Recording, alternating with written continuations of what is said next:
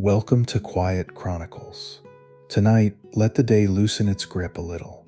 The messages, errands, unfinished thoughts, and small demands that followed you into the evening do not need to be answered now. They can rest at the edge of awareness while the mind turns towards something older, slower, and far away from the concerns of the present. This is the story of how the American Revolution really happened, not as a single dramatic break, but as a long unraveling of trust between Britain and its colonies.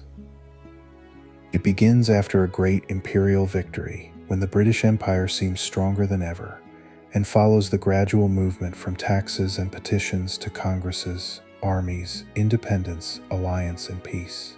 Along the way, 13 very different colonies learned, under pressure, to act together long enough to call themselves a nation. If these quiet histories help you settle into sleep, you can subscribe and leave a like so the next one can find you again. New Sleep History episodes are published every week, each one made to be calm enough to drift away from and detailed enough to feel worth hearing. So let the old world of empire, paper, ports, winter roads, and distant assemblies come forward now, slowly, and let the history begin. Chapter 1: The Empire After Victory. Britain's victory in 1763 left behind a peace that was larger, more expensive, and more difficult to govern than the war had promised. The Treaty of Paris removed France as the main imperial rival in Canada, gave Britain Florida from Spain, and seemed to many people in London to confirm that the British Empire had entered its strongest age.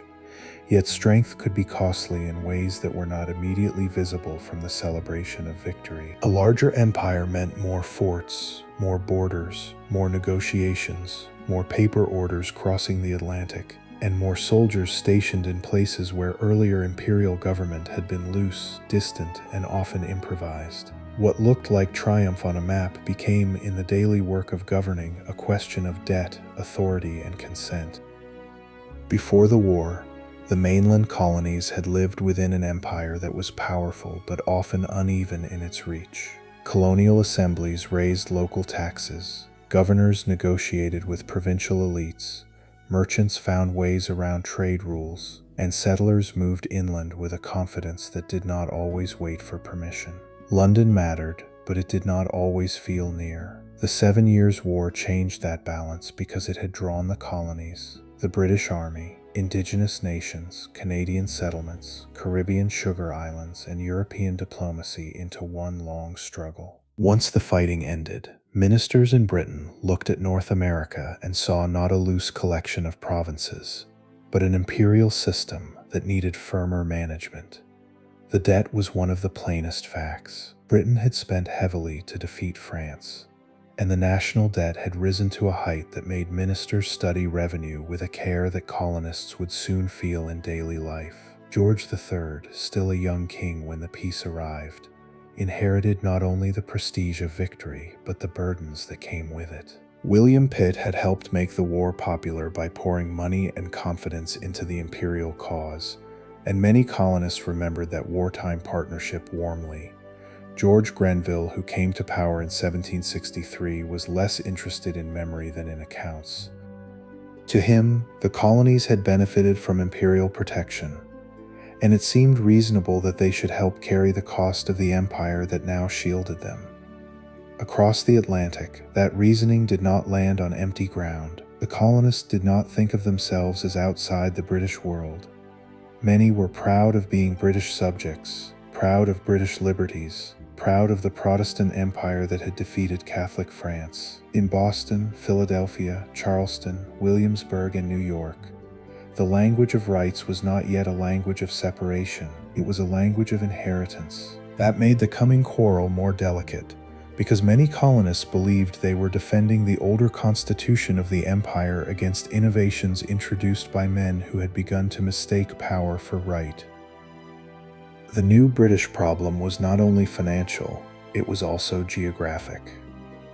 The French withdrawal from Canada opened vast expectations among colonists who had long looked westward toward the Ohio Valley and the lands beyond the Appalachian Mountains. Land companies, veterans, speculators, and farming families all imagined futures in country that had never been empty, and whose indigenous nations had not accepted British victory as the simple transfer of French claims to British hands. The map in London could be colored with imperial confidence, but on the ground the lines ran through villages, hunting territories, river routes, old alliances, and memories of earlier promises. The empire had won a continent it could not easily settle, police, or understand. In that uneasy year, Pontiac emerged as one of the central figures of the frontier crisis. An Odawa leader with influence among several nations, he became associated with a wider resistance that spread through the Great Lakes and Ohio country after the British victory. The conflict was not a single centralized war in the European style, and it did not belong to one man alone, but Pontiac's siege of Detroit gave it a name that British officials remembered. At Detroit, British authority narrowed to a fort, its walls, its stores, its messengers, and its fragile relationship with the surrounding native world. Beyond the fort lay the political reality that imperial maps often disguised. British power depended on negotiation as much as command. The siege of Detroit showed how quickly the peace of 1763 could turn uncertain. British officers inside the post had to think in terms of provisions, allies, warnings, and time, while messages moved slowly through country where imperial control remained thin. The old French system of diplomacy had involved gift-giving, trade, ceremony, and personal relationships that many British officers treated with impatience or suspicion. Geoffrey Amherst, who had commanded British forces in North America, believed in a more austere imperial style and reduced customary presents to indigenous nations, seeing them as wasteful rather than as part of diplomacy's working language. What looked to him like economy could look to native leaders like contempt. Wampum belts, councils, trade goods, and formal speeches were not decorative details in this world. They were part of political practice. When British policy altered the flow of gifts and goods, it did more than save money. It changed the meaning of alliance. In the Western posts, muskets needed repair, powder had to be traded, families depended on goods moving through old commercial channels, and diplomacy often rested on repeated gestures of respect. A European minister might call these expenses. A native negotiator might understand them as the visible proof that a relationship still existed. The misunderstanding was not small, because an empire that misunderstood the habits of alliance also misunderstood the cost of ruling. The British response included the Royal Proclamation of 1763, which drew a line along the Appalachian crest and restricted colonial settlement beyond it. From London, the proclamation line was an instrument of order. It promised to slow the rush into Western lands, reduce conflict with indigenous nations, and give the imperial government time to organize its new territories. In colonial settlements, however, many people read it differently. Veterans who had fought in the war expected land. Speculators had invested in Western claims. Families in crowded older districts imagined farms beyond the mountains. To them, the line seemed to hold back the very reward that victory had appeared to promise. Thomas Gage, who became commander-in-chief in North America, inherited the military side of this problem. A chain of forts had to be maintained across long distances, and troops had to be supplied in country where roads were rough, rivers mattered, and seasons could slow even simple orders. The British Army in America was no longer a temporary wartime force, but a continuing expense. Barracks, provisions, transport, and pay all became part of the imperial balance sheet. Someone had to meet the cost, and the question of who would pay led ministers back toward the colonies. Here, the older habits of the empire began to fray. Colonial assemblies had often supplied funds during wartime, though with negotiation, delay, and local conditions attached. Parliament, by contrast, claimed authority over the empire as a whole. Grenville and his allies did not believe they were inventing a new constitution when they considered imperial revenue. They believed they were using lawful power to solve a practical problem. A calm view of the evidence makes their confidence understandable, but it also shows why it proved so dangerous. They treated the colonies as beneficiaries of empire at the very moment when many colonists were beginning to treat themselves as partners whose consent could not be presumed.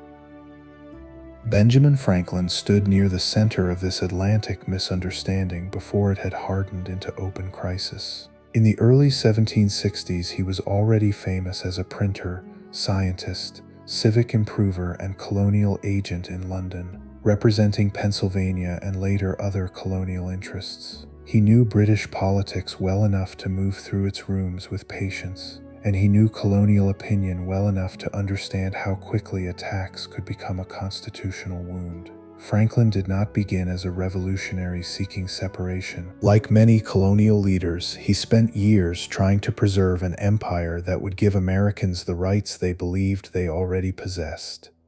His position is useful because it shows the revolution before it became inevitable in memory. Franklin could admire Britain and argue with British policy in the same season. He could enjoy London society and still explain colonial grievances with care. The empire at this stage contained many such double loyalties. Merchants wanted trade with Britain and resented tighter enforcement. Lawyers cherished English law and resisted parliamentary taxation. Farmers might honor the king and mistrust royal officials. The later language of nationhood can make these loyalties seem weak or temporary, but in the early 1760s they were part of the ordinary fabric of colonial life. The material life of that fabric varied from colony to colony. New England towns had meeting houses, small farms, coastal trade, and memories of Puritan settlement. New York and Pennsylvania were commercially mixed, religiously varied, and tied to interior trade routes. Virginia's plantation world rested on tobacco, county courts, and enslaved labor. South Carolina and Georgia looked toward rice, indigo, Atlantic shipping, and the brutal wealth of plantation slavery. These colonies were not natural pieces of a future nation waiting to be assembled. Their unity would have to be made, and in 1763 there was no guarantee that a grievance in Massachusetts would feel like a grievance in Maryland or the Carolinas. Still, imperial reform had a way of creating common language. When British officials spoke of revenue, customs, Western order, and military cost, colonial readers began to connect separate issues under the larger question of power. The proclamation line touched land and settlement. The army touched quartering and expense. Customs reform touched merchants. Revenue proposals touched assemblies and newspapers. Indigenous diplomacy touched frontier security and speculation. No single issue yet made independence likely, but each one placed another weight on the old assumption that the colonies could remain both self-governing in practice and subordinate in theory. It is worth lingering over that contradiction because it sat at the heart of the years to come. The British Empire had long worked partly because many of its tensions were left unresolved. Parliament possessed broad claims, colonies possessed local habits. Governors carried royal instructions. Assemblies controlled provincial money. Merchants lived with trade laws but often bent them. Settlers moved faster than official permission. During the war against France, these contradictions could be softened by common danger. After victory, when danger seemed reduced and accounting returned, the contradictions became easier to see. Grenville's ministry did not intend to begin a revolution. The first reforms were made in the language of efficiency, fairness, and imperial order. Smuggling was to be reduced. Customs officers were to be more effective. The army was to be supported. Western settlement was to be restrained until it could be managed. Colonists were to contribute to the costs of their own defense. Each proposition could be made to sound moderate when taken alone. Together, they suggested a future in which London would be more present, more exacting, and less willing to leave colonial practice to colonial negotiation. For many colonists, the troubling part was not only the money. Taxes were rarely welcome, but taxes alone do not explain the depth of the reaction that followed. What mattered was the source of authority and the precedent it might set. If Parliament could raise revenue in the colonies without the consent of colonial assemblies, then the inherited rights of Englishmen seemed altered by distance. British ministers replied that Parliament represented the whole empire in a broad, virtual sense. Colonial critics increasingly answered that representation without election was not consent. The language had not yet reached its sharpest form, but its edges were already present. The year 1763 therefore stands less like a beginning than like a hinge. Before it lay decades of colonial growth inside a flexible empire marked by war, trade, local ambition, and loyalty to Britain. After it came the attempt to make that empire more orderly, more solvent, and more centrally governed. The men who drew up these plans did not think of themselves as oppressors, and the colonists who resisted them did not yet think of themselves as founders of a new republic. History often moves through such intermediate states, when people act from immediate concerns and only later discover that they have entered a larger transformation. By the end of that first post-war year, Britain held Canada, Florida, the old French claims east of the Mississippi, and a strengthened place in the Atlantic world. It also held a restless frontier, a heavy debt, suspicious colonial assemblies, frustrated land seekers, and a military establishment that needed support. The peace had settled one imperial rivalry and opened another kind of dispute inside the empire itself.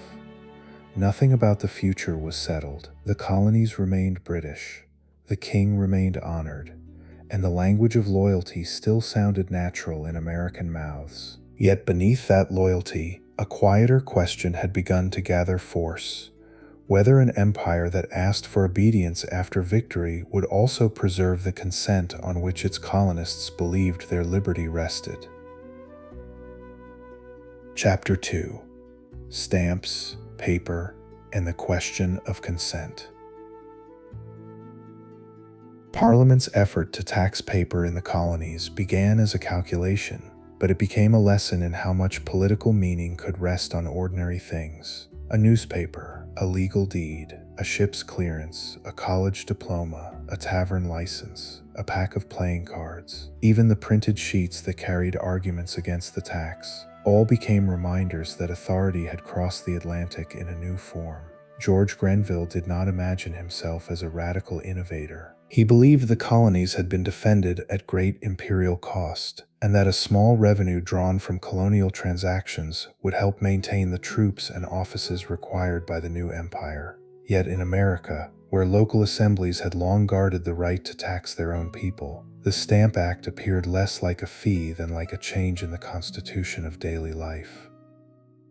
The Sugar Act of 1764 had already unsettled merchants and ship owners, especially in ports tied to molasses, rum, and Atlantic trade. It lowered an older duty on foreign molasses, but strengthened enforcement, placed greater reliance on admiralty courts, and reminded colonial traders that imperial law could be made more exact when Britain chose to make it so. Smuggling had been common enough that many merchants treated it less as rebellion than as one of the practical habits of commerce. Now customs officers, seizures, and paperwork seemed to carry a sharper intention. The empire was not merely asking for obedience to old rules, it was beginning to collect. Grenville's Stamp Act, passed in 1765, reached more widely because it touched the printed and written instruments by which colonial society conducted its business. Stamped paper had been used in Britain itself, and to British officials the measure seemed familiar, established, and fair. In the colonies, however, it arrived in a world where distances were broad, assemblies were proud, and printed argument moved quickly through towns that already knew how to dispute authority in legal language. The tax had to be paid in sterling, which mattered in communities often short of hard money. A farmer settling a deed, a merchant clearing a cargo, a printer issuing a newspaper, and a lawyer filing papers in court could all encounter the same imperial mark. What made the act so powerful was that it translated an abstract argument into a visible object. A stamp was not large, but it sat on paper like a small official claim. It said that a document had passed through a revenue system whose authority did not begin in the colonial assembly. This was why men who might tolerate other expenses began to speak with alarm. The sum collected from any single person might be modest, yet the principle seemed capable of expansion. If Parliament could tax paper today, it might tax land, trade, inheritance, or household goods tomorrow, and the colonial assembly would have been made secondary in the most sensitive work of government. James Otis had already helped shape the constitutional language of resistance in Massachusetts. His arguments against writs of assistance, those broad search warrants used in customs enforcement, had joined practical grievance to the inherited rights of English subjects. The Stamp Act gave that language a wider audience. Otis and others did not need to persuade colonists that taxation was unpleasant. They had to persuade them that taxation without their chosen representatives was a threat to liberty itself. In the colonial understanding, liberty was not only a feeling or a hope. It was a set of practices, offices, votes, charters, assemblies, and legal expectations that made government legitimate. British defenders of the Act relied on the idea of virtual representation. Parliament, they argued, represented the whole empire, not because every subject voted for its members, but because Parliament's authority extended over all British subjects. Many people in Britain could not vote either, and yet they were bound by parliamentary law. To ministers and their allies, this seemed a settled answer. Across the ocean, it sounded like a category mistake. Colonists replied that they had their own assemblies, their own tax-granting bodies, and their own political communities. A member of Parliament chosen in a British borough could not be said to know the interests of a printer in Boston, a planter in Virginia, or a merchant in Philadelphia merely because the empire was called one whole. Patrick Henry gave the protest an early force in Virginia, where the House of Burgesses had long guarded its privileges. In May 1765, still a young lawyer and a relatively new member, Henry introduced resolutions that pressed the claim that Virginians were entitled to the rights of Englishmen and could be taxed only by their own representatives. The words were debated, amended, and remembered in forms that grew sharper as they spread through print. Henry's importance lay not only in what he said, but in where he said it. Virginia was no marginal province. Its tobacco wealth, old families, county courts, and political confidence gave colonial resistance a weight that could not be dismissed as Boston restlessness. The Virginia resolves traveled beyond the chamber in which they were argued. Newspapers carried versions of them northward, and as often happened in the 18th century Atlantic world, print made an event both portable and changeable. A resolution passed in one colony could become a provocation in another. A sentence softened in official record might appear more severe in a newspaper account. The colonies were still separate in government, but their printers were beginning to create a shared political weather. It is one of the notable features of the Stamp Act crisis that resistance became intercolonial before any permanent intercolonial government existed. Samuel Adams understood that political action required habits as well as arguments. In Boston, where town meetings, congregational memory, merchant networks, and waterfront labor all shaped public life, opposition to the Stamp Act moved through both formal and informal channels. The name Sons of Liberty came to be associated with groups that resisted enforcement, sometimes through public demonstration and sometimes through intimidation. Effigies appeared, crowds gathered, houses of officials could be threatened or damaged. The resistance was not as tidy as later patriotic memory preferred, and some colonial leaders who opposed the act also feared the crowd energy that opposition released. Thomas Hutchinson experienced that danger personally. A learned and ambitious Massachusetts official from a prominent family, Hutchinson opposed some aspects of imperial policy and did not fit the simple picture of a villain. Yet to many Bostonians, he represented the world of royal office, privilege, and compliance. In August 1765, a crowd attacked his house, damaging property and scattering manuscripts and possessions gathered over years. For Hutchinson, it was a private calamity as well as a public warning. For the wider resistance, it revealed a tension that would remain throughout the Revolution.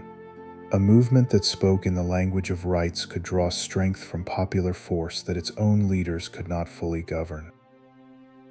The stamp distributors were the immediate pressure points.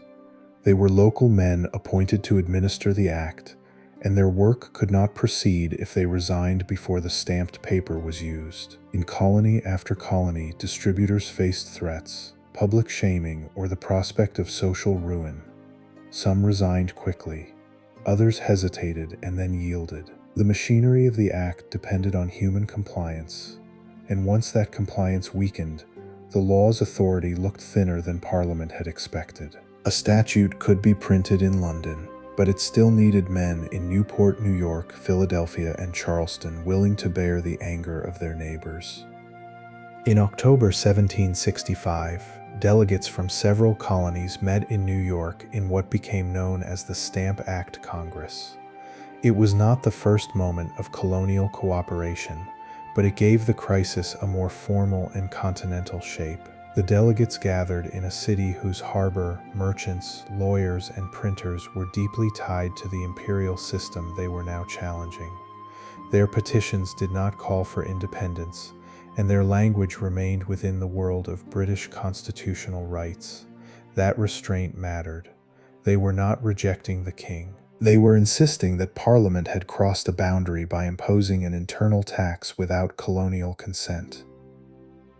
The Congress's declarations and petitions gave colonial opposition a disciplined form.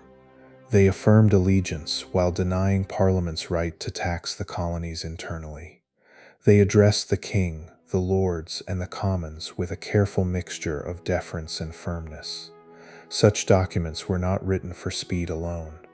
They were written to show that Americans could reason constitutionally, that they were not a disorderly fringe of smugglers and mobs, and that their claim rested on inherited principles rather than sudden disobedience. A tired listener may hear in that distinction something familiar about politics in general. People often resist most strongly when they believe they are preserving an older order, not inventing a new one. Alongside petitions, the colonists used commerce as pressure.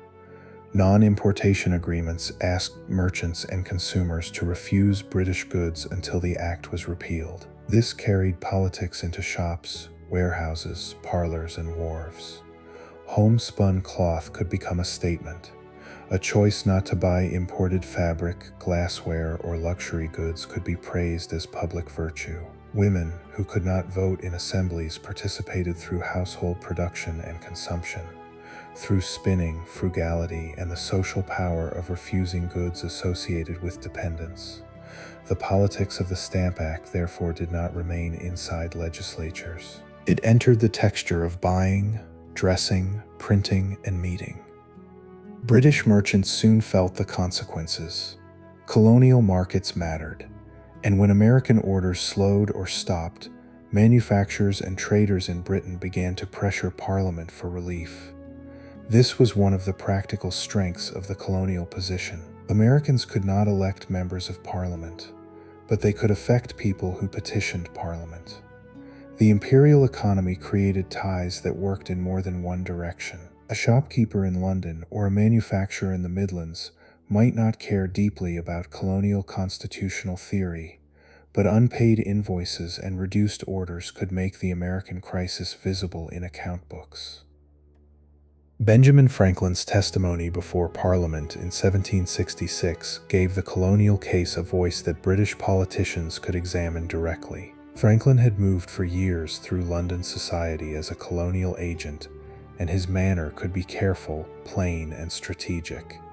He explained that the colonies had contributed during the war through their own assemblies, that they distinguished between external duties for regulating trade and internal taxes for revenue, and that enforcement of the Stamp Act would remain difficult because the people opposed it so broadly. His answers did not make him a revolutionary. They made him an interpreter of a colonial world that Parliament had badly misread. The repeal of the Stamp Act in 1766 brought relief across the colonies.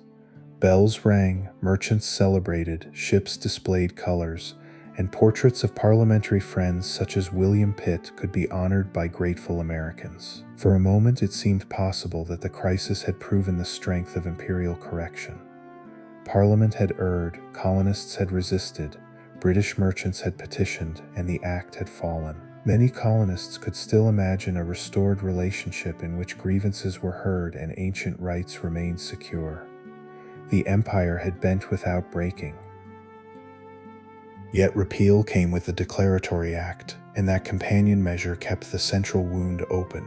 Parliament declared that it had full power and authority to make laws binding the colonies in all cases whatsoever. The phrase was meant to preserve sovereignty after concession, to reassure those in Britain who feared that repeal looked like weakness. In America, it was both overshadowed by celebration and remembered by watchful men who understood that the principle had not been surrendered. The tax was gone, but the claim behind the tax remained. The Stamp Act crisis, therefore, taught both sides lessons that did not lead toward peace. Colonial leaders learned that coordinated resistance, print, petitions, crowds, and economic pressure could change imperial policy. British officials learned that concession could be interpreted as humiliation unless paired with a renewed assertion of authority. Merchants learned that trade could become a political weapon. Ordinary colonists learned that objects as common as paper could carry questions about law, representation, and power. Nothing in 1766 required a revolution to follow, but the crisis had widened colonial imagination. People who had once complained locally had acted together across colonies, and they remembered the experience. When the celebrations faded, the empire remained formally intact. George III was still the king of loyal subjects across the Atlantic. Colonial assemblies still met, ships still crossed between American ports and Britain. Families ordered goods, courts handled disputes, printers set type, and lawyers drafted documents without the hated stamps. But under the return of ordinary business lay a new political memory. Parliament had tried to raise revenue directly from the colonies. The colonies had resisted in the name of consent. Parliament had retreated in practice while preserving its claim in theory. The next dispute would not begin on untouched ground. Chapter 3: Imports, Customs, and a Port Under Watch. Tea, paper, paint, glass, and lead were not dramatic objects by themselves. They belonged to kitchens, counting houses, shops, printing rooms, parlors, and building yards, moving through ordinary channels of use before Parliament made them carry a new imperial meaning. The Townshend duties of 1767 were lighter in their immediate cost than the Stamp Act had been, and that was part of the design. Charles Townshend, serving as Chancellor of the Exchequer, believed he had found a way to raise colonial revenue without repeating Grenville's error. Instead of a direct internal tax on legal documents and printed paper, the new duties were placed on imported goods, which British officials could describe as external taxation tied to trade. The distinction seemed clear in London, but it was less reassuring in the colonies. Many colonists had argued during the Stamp Act crisis that Parliament might regulate imperial commerce, even if it could not tax them internally for revenue. Townshend's program took that language and pressed against its edge. If duties on imports were imposed not merely to guide trade but to raise money for imperial salaries and administration, then the old distinction began to feel unstable. John Dickinson, writing from Pennsylvania under the persona of a farmer, gave that concern a careful and widely readable form. A tax laid for revenue, he argued in substance, was dangerous whether it entered through a courthouse document or through a merchant's cargo. Dickinson's letters from a farmer in Pennsylvania did not shout. Their influence came partly from their steadiness, their legal temper, and their ability to make resistance sound prudent rather than fevered. He acknowledged Parliament's authority over trade while warning that liberty could be lost by small precedents. Each one defended as modest until the whole pattern had changed. The letters moved through colonial newspapers, were reprinted in several towns, and gave merchants, lawyers, and assemblymen a language that could be shared without seeming reckless. This was one of the quieter strengths of the revolutionary movement before independence. It often advanced through arguments that sounded conservative to the people making them. Townshend's plan also included the creation of an American Board of Customs Commissioners, headquartered in Boston. This mattered because enforcement was no longer only an occasional irritation at the waterfront. It became an institution with offices, salaries, informers, records, and a visible presence in a town already alert to imperial intrusion. Customs officers had long existed, and smuggling had long existed beside them. But the new arrangement suggested permanence and pressure. Writs of assistance, seizures, and admiralty courts turned commercial disagreements into constitutional grievances. A merchant's account book could become connected to the rights of a province. Boston was especially suited to make such connections. Its harbor brought in ships, goods, sailors, rumors, newspapers, and imperial officials. Its political culture had been shaped by town meetings, congregational habits, and a population accustomed to watching local authority closely. The town was not large by later standards, and that smallness gave public events a concentrated force. A customs seizure, a quarrel on a wharf, or the arrival of a revenue vessel could become known quickly in streets where commerce and politics were rarely far apart. The waterfront did not merely receive goods, it received policy. John Hancock stood at the meeting point of wealth, trade, and resistance. He was one of the richest men in Massachusetts, heir to a mercantile fortune, and his public standing gave symbolic weight to any conflict involving his business. In June 1768, customs officials seized his sloop Liberty, alleging that it had violated revenue laws in connection with a cargo of Madeira wine. The seizure might have remained a legal matter in a quieter setting, but in Boston it became a public event almost immediately. The vessel's name helped memory along, though the anger did not need help. Crowds gathered, customs officials were threatened, and the Liberty was taken under the protection of a British warship.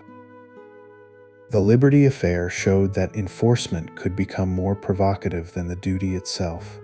Most colonists did not handle parliamentary theory in the abstract every day, but they understood a prominent local vessel being removed by officials who seemed hostile to the town. Hancock's own motives were not pure constitutional philosophy. Like many merchants, he lived in a world where profit, influence, smuggling, legality, and public reputation overlapped. That is not a discrediting detail. It is part of the texture of the period. Revolutions are often made by people whose interests and principles are woven together more tightly than later memory finds convenient. After the Liberty seizure, the customs commissioners withdrew to Castle William in Boston Harbor, claiming they could not safely perform their duties in town. Their retreat gave British officials another reason to believe civil authority in Massachusetts was weakening. From the imperial point of view, a lawful board had been intimidated by a disorderly population. From the Boston view, customs officers had provoked the public and then described the public's anger as proof that troops were needed. Both readings traveled across the Atlantic, each one losing some of the other side's plausibility along the way. The empire was becoming a system in which reports confirmed suspicion. Non-importation followed with renewed seriousness. Merchants agreed to limit or halt the import of British goods, and committees watched compliance with a mixture of persuasion, social pressure, and public naming. Such agreements were difficult to sustain because merchants did not all suffer equally, and a trader who broke ranks could profit while others sacrificed. Still, the effort mattered. It made resistance practical, repetitive, and communal.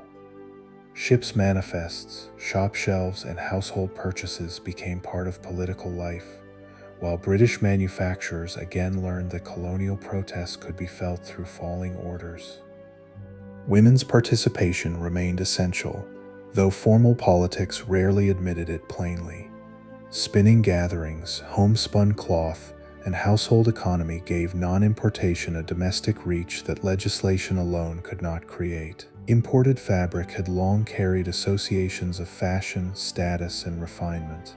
But during these disputes, restraint could become a sign of public virtue. A woman choosing local cloth or managing tea consumption was not casting a vote, yet she was helping determine whether a boycott could hold. The revolution before independence depended on such half-recognized forms of power, where people excluded from office still shaped the pressure surrounding office holders.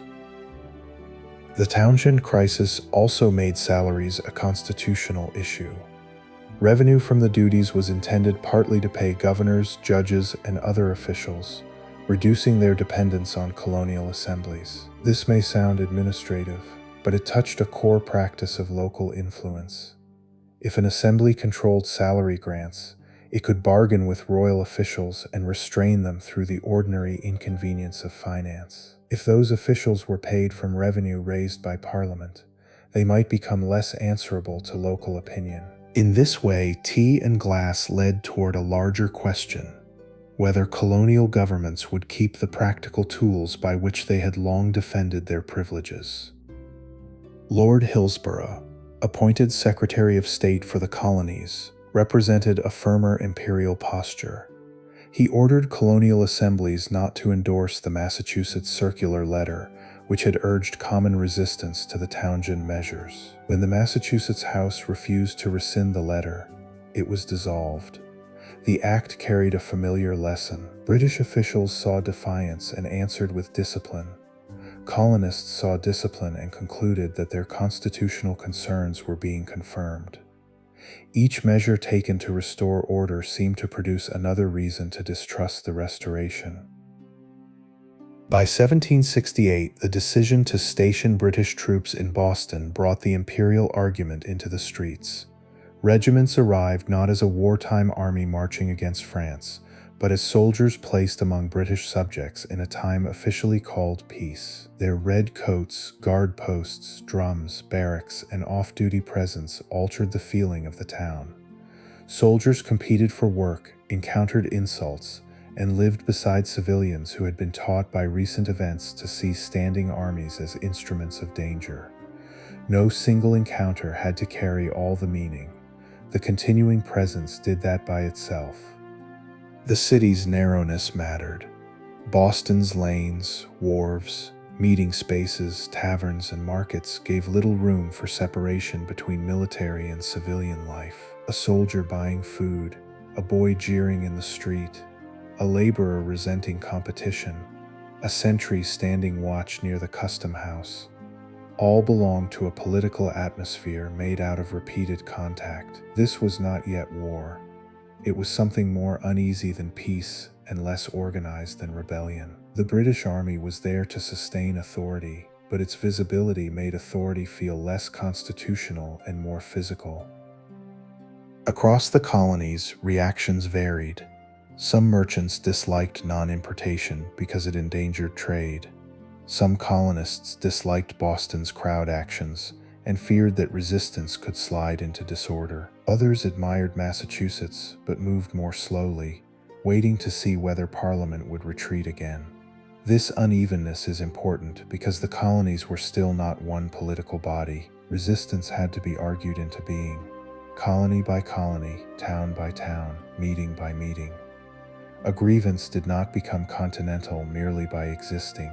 It had to be printed, carried, interpreted, adopted, and fitted into local concerns.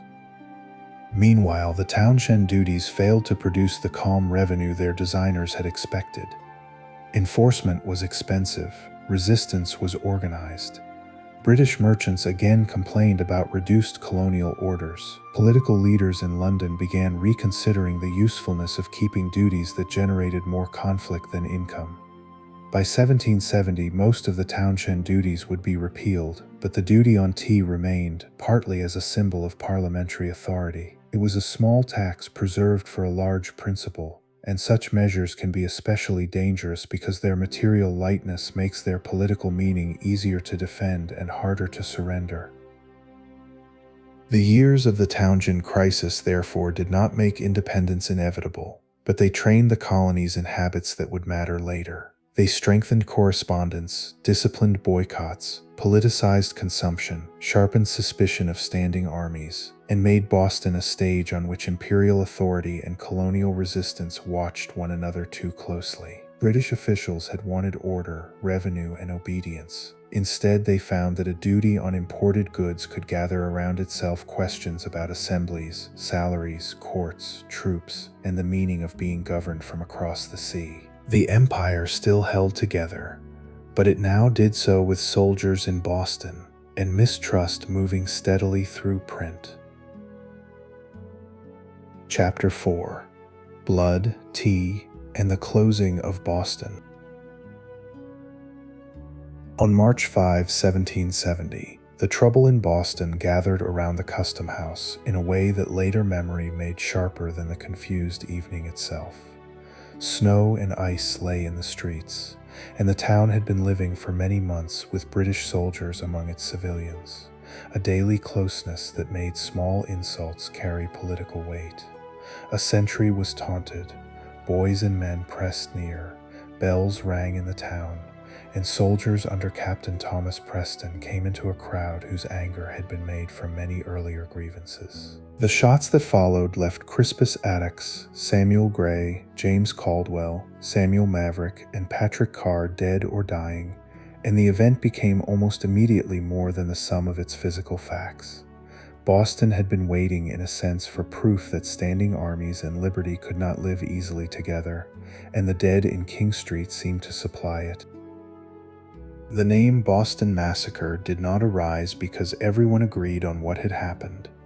It arose because patriot leaders understood that politics often depends on the form in which an event is remembered. Paul Revere's engraving, adapted from an image by Henry Pelham, showed a disciplined line of soldiers firing into an orderly crowd, with the Custom House renamed in the image as Butcher's Hall. The print was not a neutral record.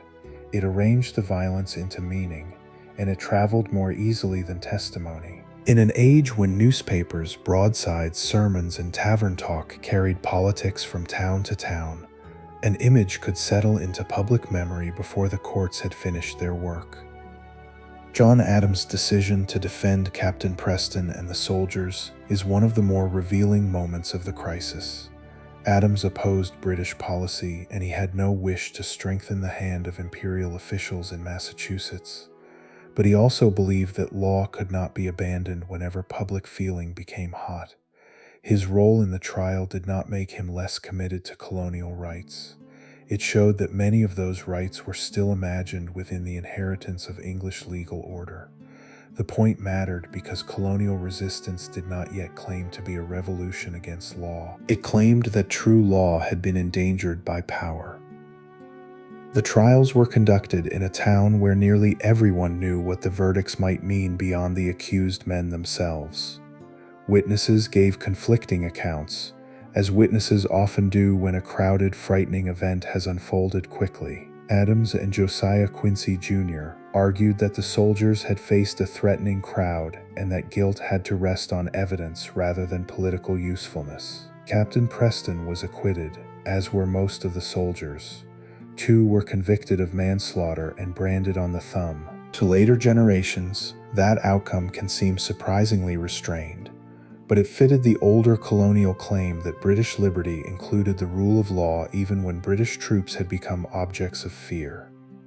After the massacre, Thomas Hutchinson, then acting governor of Massachusetts, tried to restore calm by removing the troops from Boston to Castle William. Hutchinson was not a simple instrument of London, though patriot writing increasingly treated him that way. He was a Massachusetts man, a historian of the colony, and a public official who believed order and imperial connection were necessary. His difficulty was that his very moderation could make him distrusted by both sides. In Boston, The presence of troops had become intolerable.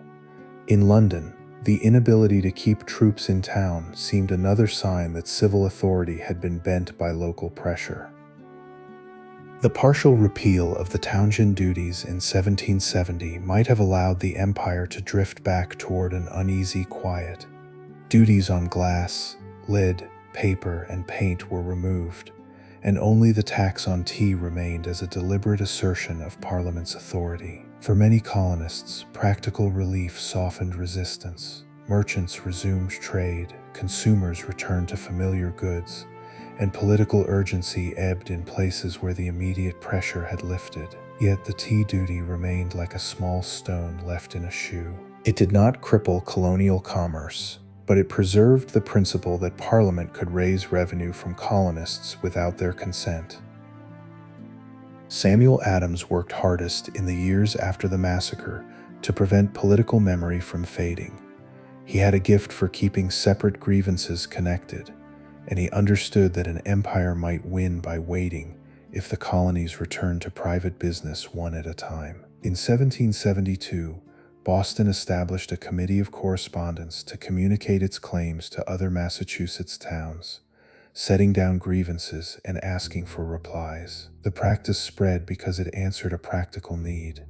If imperial authority could coordinate across an ocean, then resistance had to coordinate across roads, ports, and colonial borders. Letters became the quiet architecture of opposition. The committees of correspondence did not make every farmer or merchant into a revolutionary.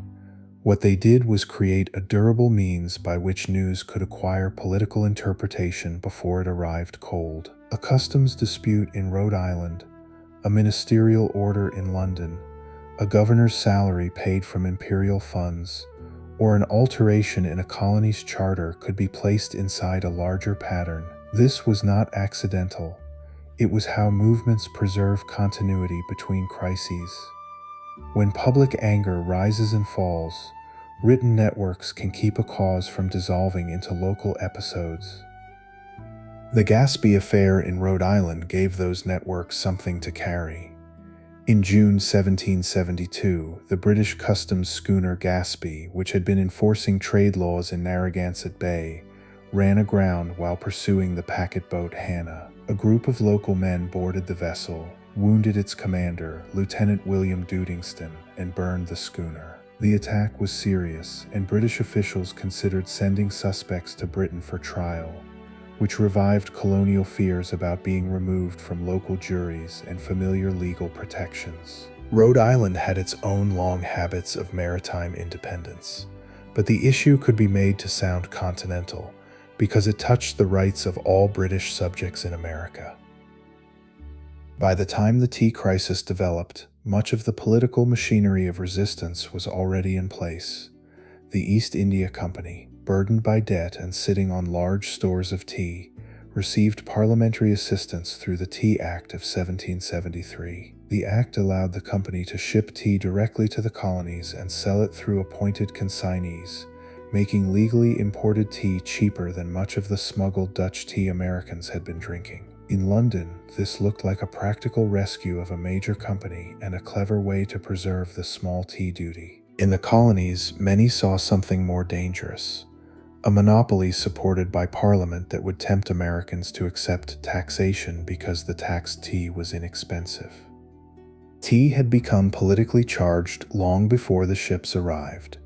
It was a domestic ritual, a commercial good, a smuggled commodity, and now a test of constitutional principle. Women's choices again mattered, because tea belonged to household consumption as much as merchant trade. Some Americans gave it up, some continued quietly, and some treated refusal as a sign of virtue. The issue was not whether the drink itself was necessary. It was whether accepting the tea would concede the authority attached to it. A small duty could become heavy when it seemed to carry the whole weight of Parliament's claim. Boston's tea ships arrived in late 1773 and could not easily leave under the rules governing customs and unloading. Meetings filled the town with argument. Thomas Hutchinson, now governor, insisted that the law be followed, and that the tea be landed. Patriot leaders insisted that the tea be returned without the duty being paid. The consignees would not resign as stamp distributors had done 8 years earlier, and the legal deadlines pressed closer. In this narrowing space, compromise failed not because no one understood the danger, but because each side believed yielding would surrender the principle it had been protecting. On the evening of December 16, 1773, men disguised in a rough imitation of Mohawk dress boarded the Dartmouth, Eleanor, and Beaver and destroyed the tea. They worked with a discipline that later observers noticed, breaking open chests and throwing the contents into Boston Harbor while avoiding theft and unnecessary damage to other property. The action was illegal, deliberate, and symbolic. It was not a riot in the loose sense, nor was it a lawful protest. It belonged to that uneasy middle ground where political actors decide that ordinary legality has become the shelter of a deeper violation. Parliament would not see it so gently. The destruction of the tea was received in Britain with anger that crossed many political divisions. Even people sympathetic to some colonial complaints could see the destruction of private property as a direct challenge to authority. Lord North's ministry concluded that Massachusetts, and especially Boston, had to be made an example. If the empire allowed a town to destroy taxed goods and escape consequence, then parliamentary authority would appear ornamental. The response came in 1774 through measures Americans called the Intolerable Acts and Britain called the Coercive Acts.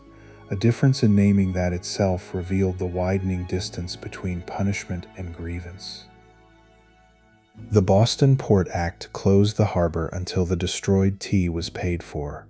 For a town whose life depended on shipping, labor, fishing, import, export, and the movement of goods through warehouses and wharves, the closure reached far beyond the men who had boarded the tea ships.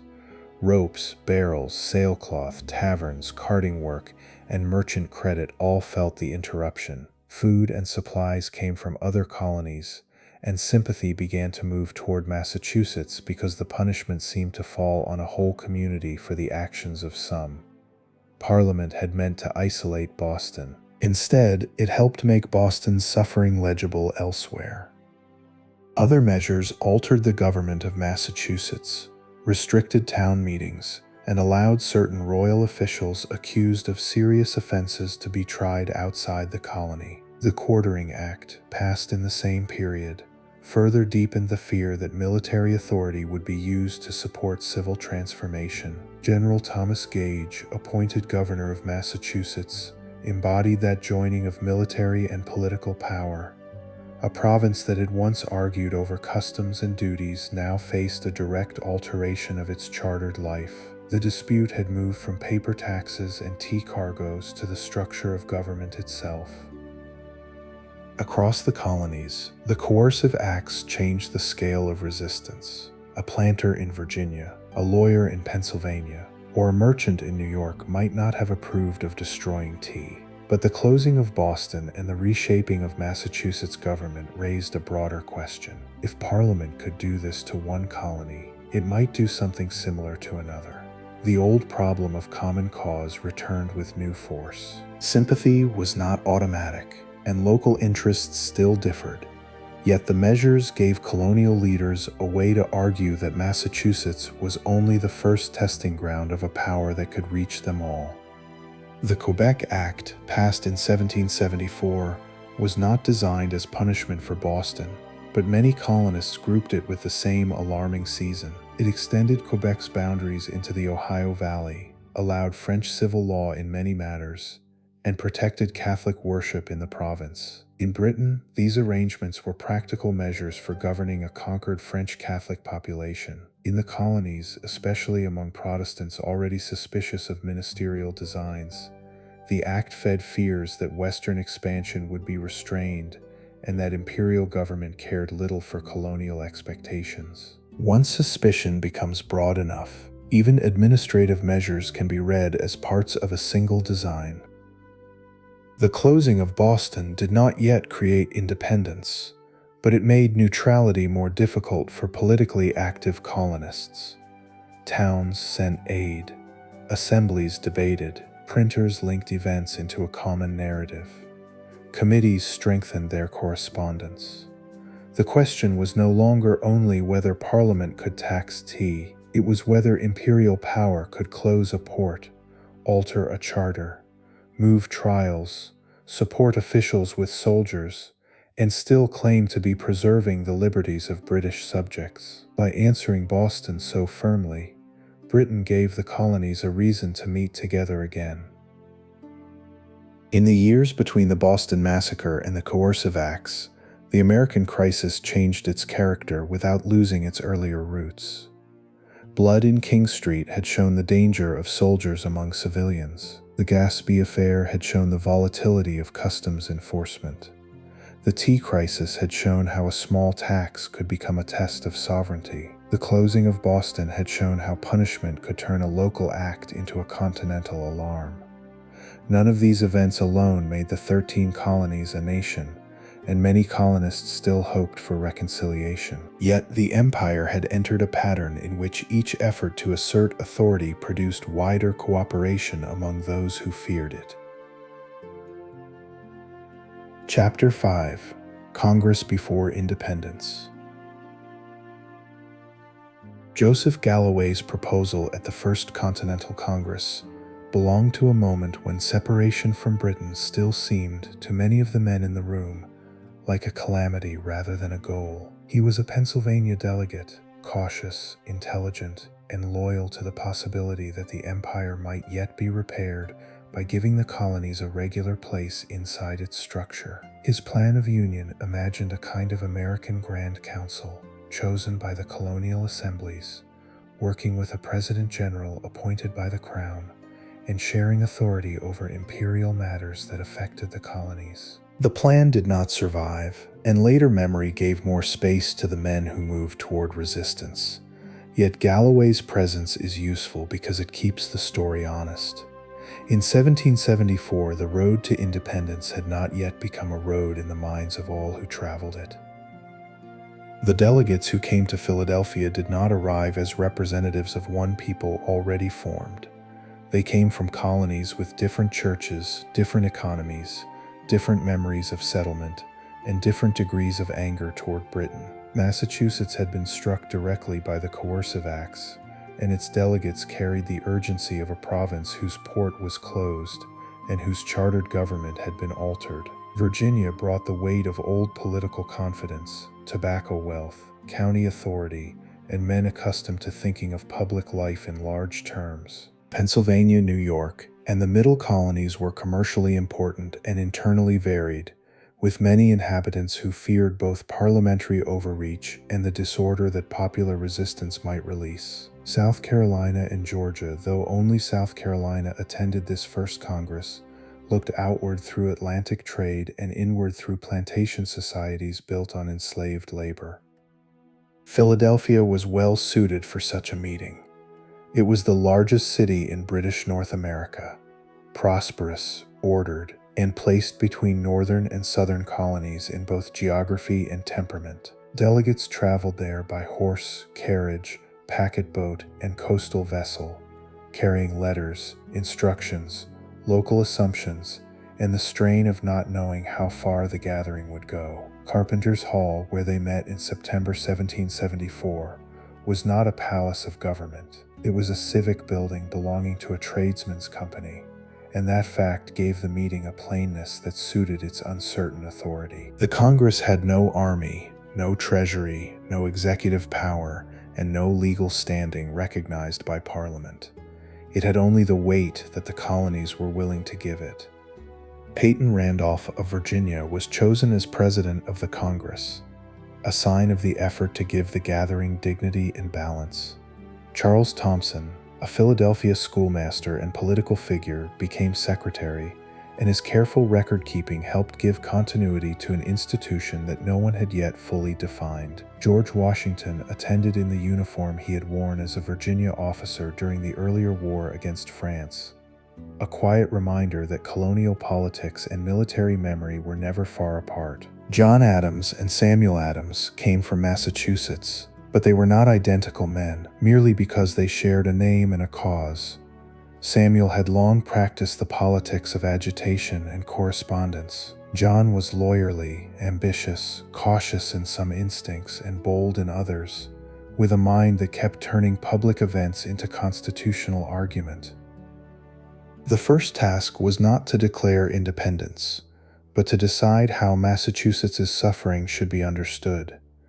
If the coercive acts were punishment for one town's destruction of tea, then other colonies might sympathize without risking much. If those acts were a warning of what Parliament could do to any colony whose local government became inconvenient, then the issue belonged to all of British America. The Suffolk Resolves, adopted in Massachusetts shortly before the Congress met, gave the delegates a forceful statement of resistance. They rejected the coercive acts as unconstitutional, urged the people to form their own local institutions, and encouraged military preparation. When Paul Revere carried the resolves to Philadelphia, their arrival helped push the Congress beyond mere condolence. Endorsing the Suffolk Resolves did not mean that every delegate had become a revolutionary in the later sense. It meant that the Congress accepted Massachusetts' cause as continental. That distinction mattered. Men could still speak of loyalty to George III while denying the authority of Parliament's recent measures. They could petition the king while organizing resistance to laws passed in his name. The political world of 1774 allowed these positions to coexist, though not comfortably. A listener looking back from the far side of independence may find the combination strained, but to the delegates it still made sense that the monarch might be separated, at least in hope, from the ministers and parliamentary majorities who had misled him. Galloway's plan of union came forward inside that atmosphere of strained hope. It offered a way to preserve imperial connection while giving the colonies a recognized voice in decisions affecting them. The proposed Grand Council would have had authority over matters such as trade, defense, and general colonial affairs, while Parliament and the Crown would remain part of the imperial structure. In another empire, or at another hour, such a plan might have become the basis for reform. In this one, it was too much for those who feared any concession to Parliament's authority, and too little for those in Britain who had no wish to remake the empire around colonial consent. The plan was narrowly defeated, and later the Congress ordered references to it removed from the official record. There is a quiet sadness in that removal, not because Galloway's plan was certain to work, but because it marks how quickly possibilities were closing.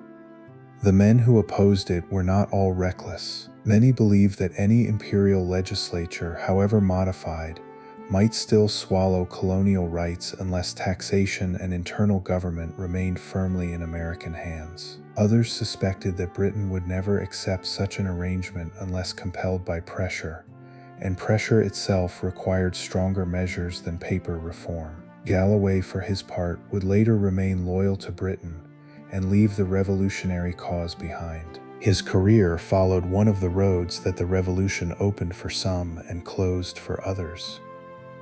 The Congress turned instead toward a declaration of rights and a program of economic resistance. Its declaration and resolves claimed the colonists' rights to life, liberty, property, trial by jury, peaceable assembly, and participation in taxation through their own legislatures. It rejected parliamentary taxation for revenue and condemned the coercive acts, while still acknowledging allegiance to the Crown. Such documents carried a double purpose. They spoke to Britain in the hope of persuasion, and they spoke to the colonies in the work of coordination. A claim written in Philadelphia could be copied in newspapers, read in taverns, discussed in county meetings, and used to judge the behavior of neighbors. The Continental Association was the Congress's most practical instrument. It called for non-importation, non-consumption, and eventually non-exportation, creating a broad boycott of British goods and a system for enforcing it through local committees. Signatures on association documents were not merely ornamental. They placed men under public obligation, and the committees that watched compliance became some of the earliest working organs of revolutionary authority. A merchant who imported forbidden goods, a shopkeeper who sold them, or a household that ignored the agreed restraint could be named, shamed, and pressured. Politics moved into ledgers, storehouses, dining rooms, wardrobes, and wharves. The enforcement committees deserve attention because they show how a resistance movement becomes governmental before it formally claims sovereignty. They inspected imports, published names, questioned loyalties, and made local decisions about what counted as obedience to the common cause. These committees could be zealous, intrusive, and sometimes unfair, but they also gave the colonies a way to act together without a state. The old imperial order still existed on paper, with governors, councils, customs officers, and courts. Beside it, another authority was forming from congresses, county meetings, militia companies, and committees of observation. For a time, both systems stood in the same towns and asked the same people for obedience. Lord North's ministry did not understand this new authority as legitimate. From London, the Congress appeared as an unlawful gathering, claiming rights it did not possess and encouraging resistance to acts of Parliament. The ministry's position was not incoherent. Parliament had passed laws, property had been destroyed, customs authority had been challenged, and Massachusetts seemed to be slipping from imperial control. To concede too much after the Tea Party and the closing of Boston, ministers feared, would make Parliament's sovereignty look like a phrase without force. The difficulty was that firmness now strengthened the very cooperation it was meant to break. In Virginia, the movement toward armed preparation carried its own rhythm. Patrick Henry, who had first become famous during the Stamp Act crisis, had developed into one of the colony's most forceful voices. At the Second Virginia Convention in March 1775, meeting in Richmond rather than Williamsburg because royal authority in the capital lay too close, Henry urged that the colony be put into a posture of defense. His speech was remembered for its urgency, though the exact wording later became polished by memory and publication. What mattered at the time was not a single line, but the argument that petitions had been answered by force, that British troops were already present, and that preparation could no longer be delayed without surrendering the substance of liberty. Henry's speech did not stand apart from practical realities. Powder, muskets, militia musters, and county committees were already becoming part of political life. In many colonies, men who had once debated resolves now counted arms. Royal governors watched these developments with alarm, sometimes attempting to secure powder stores before local militias could take them. The struggle over gunpowder was not symbolic in the empty sense. Powder was the material difference between protest and armed resistance. A colony could pass resolutions without it, but it could not defend those resolutions if imperial authority chose to move militarily against them. George Washington's place in this stage remained measured but increasingly important. He was not yet commander of a continental army, because such an army did not yet exist. Still, he brought military experience, Virginia's standing, and a reputation for self-command that other delegates noticed. He understood frontier war from his younger years, knew something of British regulars, and had the bearing of a man who might be useful if resistance became more than political. The Revolution would later make Washington appear inevitable. But in 1774 and early 1775, he was one important figure among many, moving within a world where the final shape of events had not yet declared itself. Thomas Jefferson, younger than Washington and less central at the First Continental Congress because he did not attend it, belonged to the same widening Virginia resistance. His summary view of the rights of British America, written in 1774, presented a bold argument that the colonies were tied to the king but not subordinate to Parliament in internal matters. Illness kept him from the Virginia Convention for which it had been prepared, but the text circulated and helped establish him as a writer of unusual force. Jefferson's gift was not that he invented every idea he expressed. It was that he could arrange familiar claims in a language that made them feel elevated, lucid, and severe. Petitions still went to the king. The Congress sent an address to George III, hoping that he might intervene against ministerial policy and restore harmony. This hope may appear naive from a later view, but it reflected a long-standing habit of imagining the king as the guardian of his subjects against corrupt advisors. Many colonists were not yet ready to place the monarch himself at the center of their grievance. Blame could still be distributed among ministers, parliament, customs officers, royal governors, and military commanders. The king stood for a little longer in a space protected by inherited loyalty. While petitions crossed the Atlantic, authority in the colonies continued to divide. In Massachusetts, royal government existed under General Thomas Gage. But outside Boston, much of the province answered more readily to the provincial Congress and local committees. In other colonies, governors found assemblies difficult to manage or dissolve them, only to see extra-legal conventions gather in their place. The old constitutional machinery was not being overthrown in a single stroke. It was being hollowed, bypassed, and replaced by bodies that claimed necessity, rights, and the people's confidence. That gradual substitution is one of the less dramatic but more important parts of how colonies became a nation. The First Continental Congress adjourned in late October 1774 with plans for another Congress if grievances were not resolved.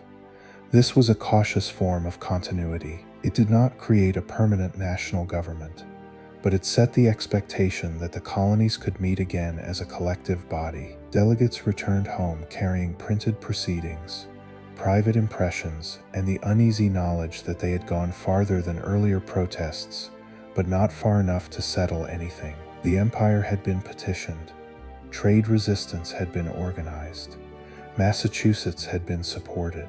Yet British authority had not retreated, and colonial preparations had not stopped. By the spring of 1775, the ground beneath the constitutional argument had changed. It was still possible to speak of reconciliation, and many did, but reconciliation now required one side or the other to abandon claims it had spent years defending. Britain would have had to accept that its sovereignty over the colonies was limited in practice by colonial consent. The colonists would have had to accept that Parliament's authority could reach into their internal affairs and be enforced by troops if necessary. Between those positions lay proposals, petitions, and hopes, but also powder stores, militia lists, closed ports, and a military governor in Boston. Congress before independence had not yet made a nation. It had made a way for separate colonies to act as if one might someday be necessary. Chapter 6: The Road Out of Boston. The road from Boston to Concord passed through a settled country of farms, village greens, meeting houses, taverns, bridges, and powder stores. But by April 1775, it had also become a line of political warning. Massachusetts had been living for months under a military governor, with General Thomas Gage trying to enforce imperial authority in a province where much of the countryside no longer accepted that authority in practice. The provincial Congress met outside the old royal structure, committees watched roads and ports, and militia companies gathered with a seriousness that made old local musters feel newly consequential. To British officials in Boston, this looked like rebellion forming under the cover of provincial rights. To many people in Massachusetts, it looked like the defense of rights already invaded. Gage's position was difficult in almost every direction. He had served long in North America, understood more of colonial life than some ministers in London, and knew that a rash movement could turn political resistance into open war. Yet he also had orders, troops, and the responsibility of making British authority more than a set of ignored instructions. Reports reached him that military supplies were being gathered at Concord, about 20 miles from Boston, and that Patriot leaders such as Samuel Adams and John Hancock were staying in nearby Lexington. The plan he approved was meant to be limited. Regular troops would move at night, seize or destroy military stores, and return before the province could gather in force. Secrecy was hard to preserve in a town that had learned to read the movements of soldiers. Boston was watched by men and women who noticed boats being prepared, officers moving unusually, horses hired, and small changes in military habit. The network of alarm did not depend on one rider alone, though later memory would give Paul Revere the clearest place in it. Revere was a silversmith, engraver, messenger, and political worker whose usefulness lay in the trust others placed in him. William Dawes, less famous but no less part of the night's work, carried warning by another route. Samuel Prescott, a young physician from Concord, would later help carry the alarm beyond Lexington when Revere was stopped. Before the riders left, signals were arranged from the steeple of Christ Church in Boston's North End, later remembered as the Old North Church. The question was whether the British troops would move by land across Boston Neck or by water across the Charles River. 2 lanterns indicated the water route, and the signal mattered because it allowed watchers across the river to prepare even before riders could spread the news. The detail has become familiar enough to feel almost ornamental, but at the time it was a working piece of an alarm system. Light, boats, horses, and local knowledge were all being used to answer the speed of Imperial troops. Revere crossed to Charlestown and began his ride through the dark roads toward Lexington, warning households and local leaders as he went. Dawes left Boston by the land route and also reached Lexington. The message was not a theatrical cry of national birth, but a practical warning that British regulars were out and that militia must be ready. At Lexington, Adams and Hancock were urged to move away from danger, and Captain John Parker's militia company gathered on the common before dawn. Parker was not commanding an army. He was leading local men, many of them neighbors and kin, who had trained enough to stand together but not enough to know how history would treat the next hour. The encounter at Lexington remained disputed from the beginning. British regulars under Major John Pitcairn entered the village, and Parker's small company stood on or near the common. Someone fired. The sources did not settle cleanly who did it. What followed left several Massachusetts men dead and others wounded, while the British column continued toward Concord. The uncertainty of the first shot became part of the Revolution's memory because both sides wanted the meaning of the war to rest on being fired upon, not on beginning violence. In the calmest telling, the most honest point is that a long political crisis had made one confused moment capable of carrying enormous consequence. Concord gave the day a wider shape. Some stores had already been removed, but British troops found and destroyed what they could, including gun carriages, flour, and other supplies. Smoke from the town alarmed militia gathering nearby, who feared that more was being burned than actually was.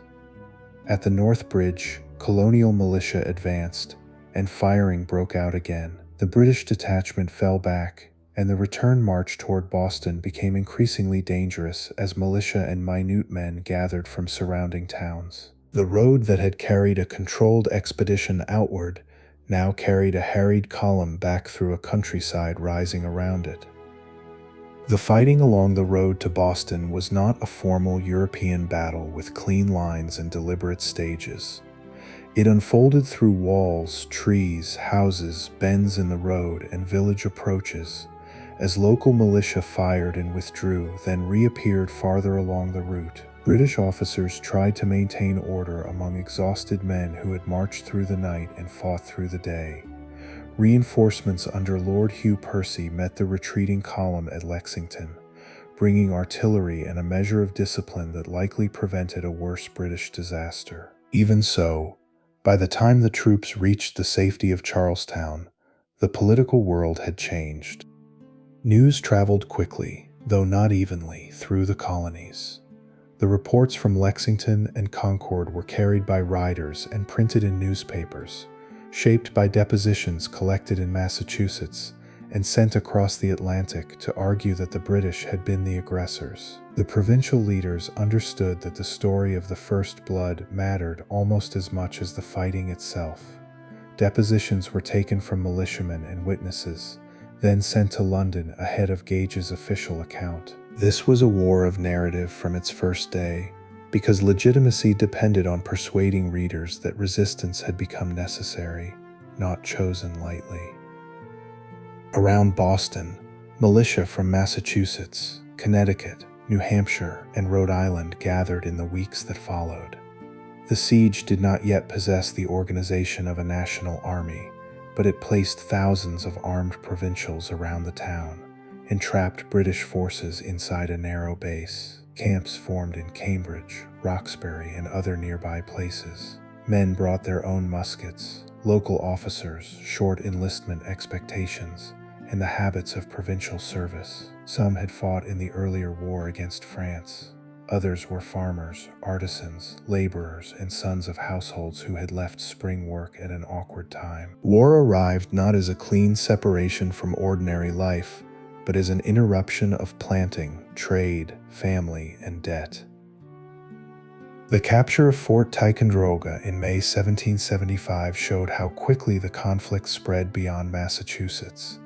Ethan Allen and the Green Mountain Boys, joined in uneasy cooperation with Benedict Arnold, moved against the old French-built fort on Lake Champlain. Ticonderoga's garrison was small, and the fort fell with little resistance, but its importance lay in its artillery and in the route it commanded between New York and Canada. Allen's rough frontier confidence and Arnold's restless ambition made an unstable pairing. Both men wanted credit, and credit mattered in a war whose institutions had not yet settled how rank, authority, and reward would be distributed.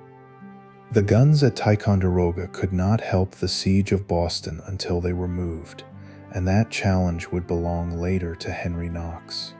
For the moment, their capture widened the imagination of the rebellion. The conflict was not only a Massachusetts quarrel over coercive laws, it now touched the Northern Corridor, Canadian possibilities, and the military geography of the old imperial wars. Benedict Arnold, before treason made his name dark in American memory, was already showing the qualities that would make him valuable and dangerous: energy, courage, impatience, and a sharp hunger for recognition. History often resists the comfort of tidy character, and Arnold is one of the clearest examples. In June, the struggle around Boston turned toward the heights overlooking the town and harbor. Colonial forces occupied Breed's Hill on the Charlestown Peninsula, though the engagement became known as the Battle of Bunker Hill. They worked through the night building a redoubt, and when British commanders saw the position in the morning, they understood that leaving it alone would endanger their hold on Boston. The British assault that followed was costly. The American defenders, low on powder and still unevenly organized, held for a time before being forced back. The British took the ground, but they paid heavily for it, and the meaning of the battle did not belong only to the side that held the hill. Bunker Hill gave both sides lessons they could not ignore.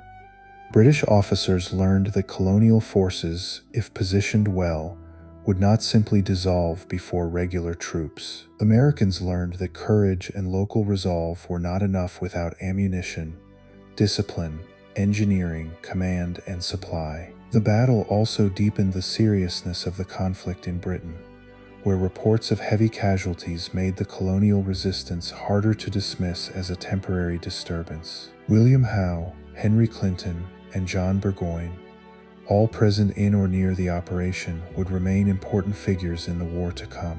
The hill above Boston became one of those places where the old imperial confidence began to thin. While the fighting continued, the Second Continental Congress met in Philadelphia.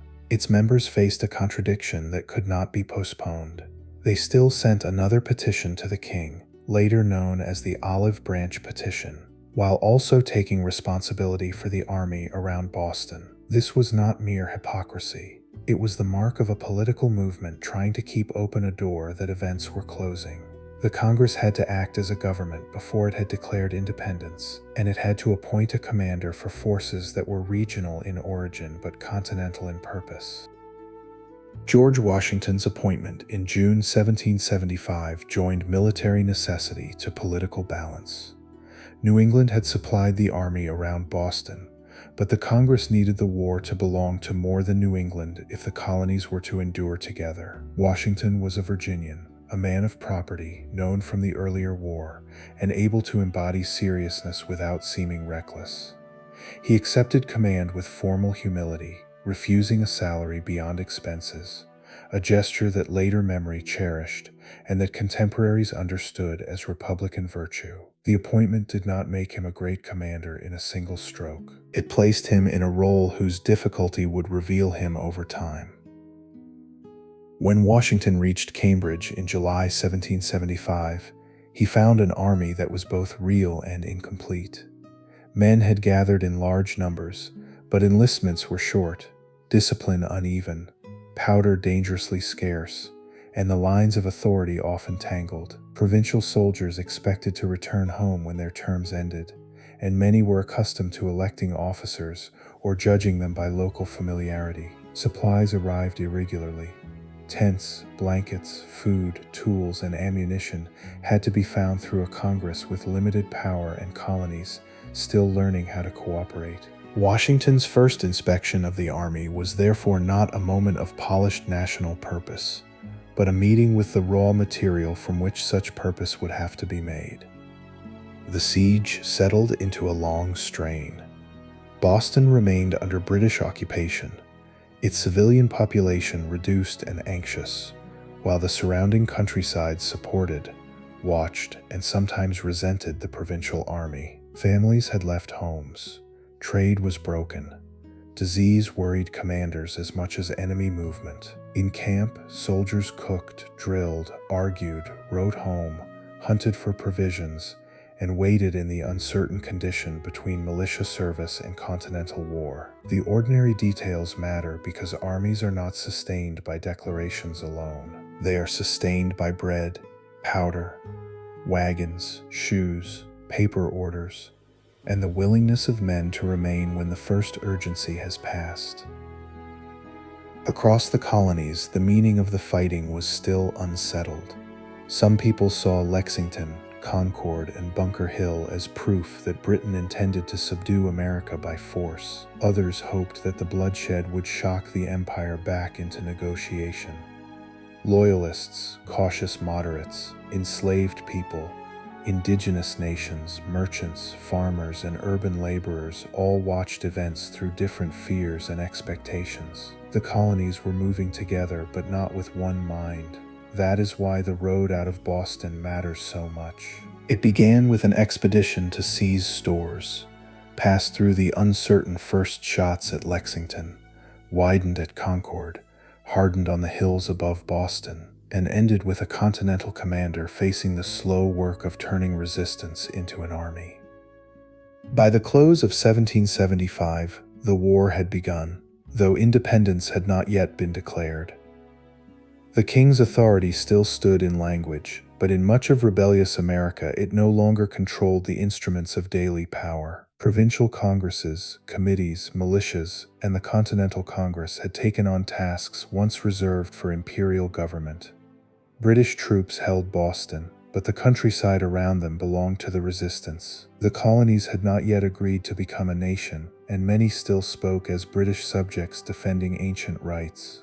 Yet armed conflict had changed the weight of every word. After Lexington and Concord, reconciliation would have to cross a field already marked by graves. And after Bunker Hill, both sides knew that the quarrel would not be settled by a statute quietly repealed. Chapter 7. The Decision to Separate. The siege of Boston did not by itself create independence, but it narrowed the space in which older hopes could live. Through the winter of 1775 and 1776, the Continental Army held its rough line around the town while British forces remained inside, supplied by sea and watched from the surrounding heights. George Washington had inherited an army that was brave in many places and fragile in almost all of them, with short enlistments, uneven discipline, and a dangerous shortage of powder. Congress expected him to keep the army alive.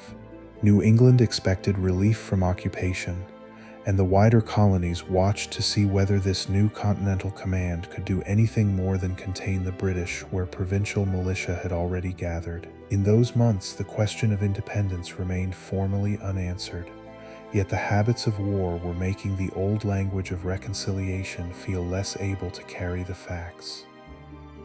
Henry Knox's journey from Fort Ticonderoga became one of the practical achievements that changed the siege.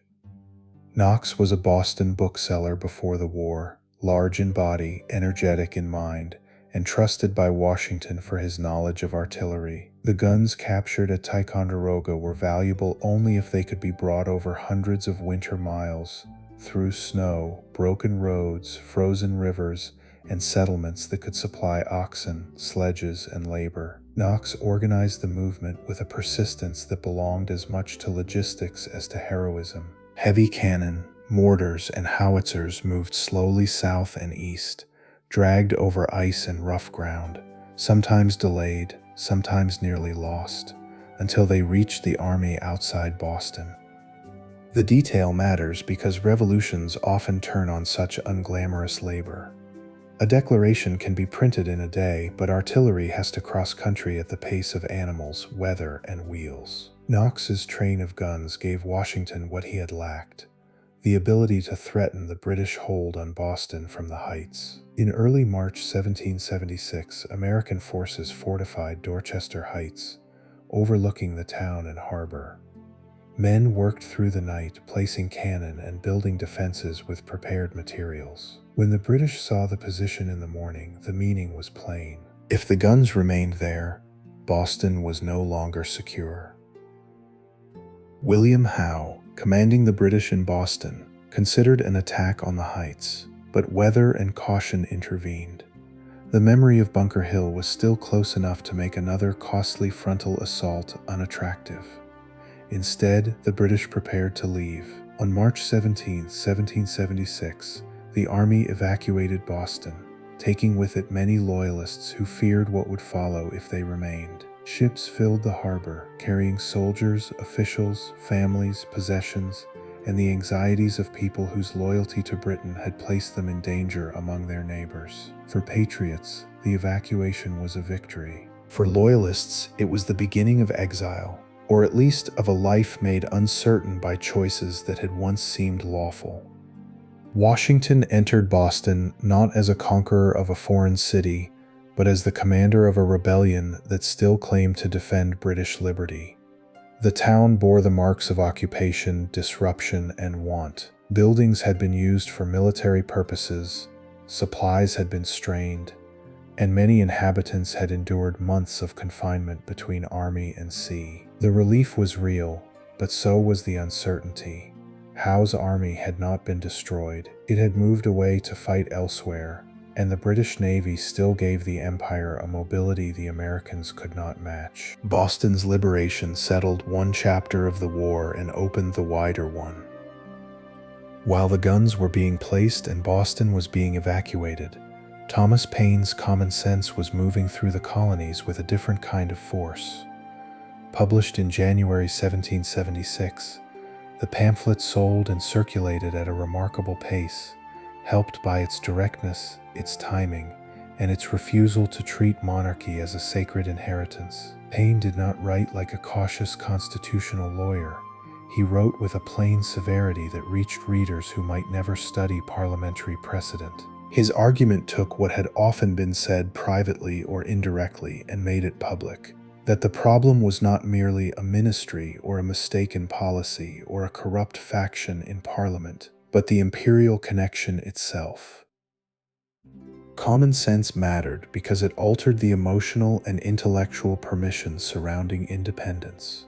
Before Paine, many critics of British policy had still spoken of reconciliation as the desired end. After Paine, reconciliation could be made to look not only unlikely but unnatural. He described hereditary monarchy as absurd, island rule over a continent as unreasonable, and continued dependence as dangerous to American prosperity and safety. The pamphlet did not persuade everyone, and it alarmed some who thought its tone too sweeping. But it helped ordinary readers imagine separation without feeling that the thought itself was forbidden. In politics, that can be a decisive change.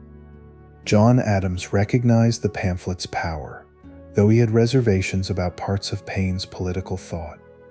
Adams had been moving toward independence through long frustration rather than sudden inspiration. In Congress, he understood that the colonies could not keep fighting indefinitely while pretending that they sought only restoration of the old arrangement.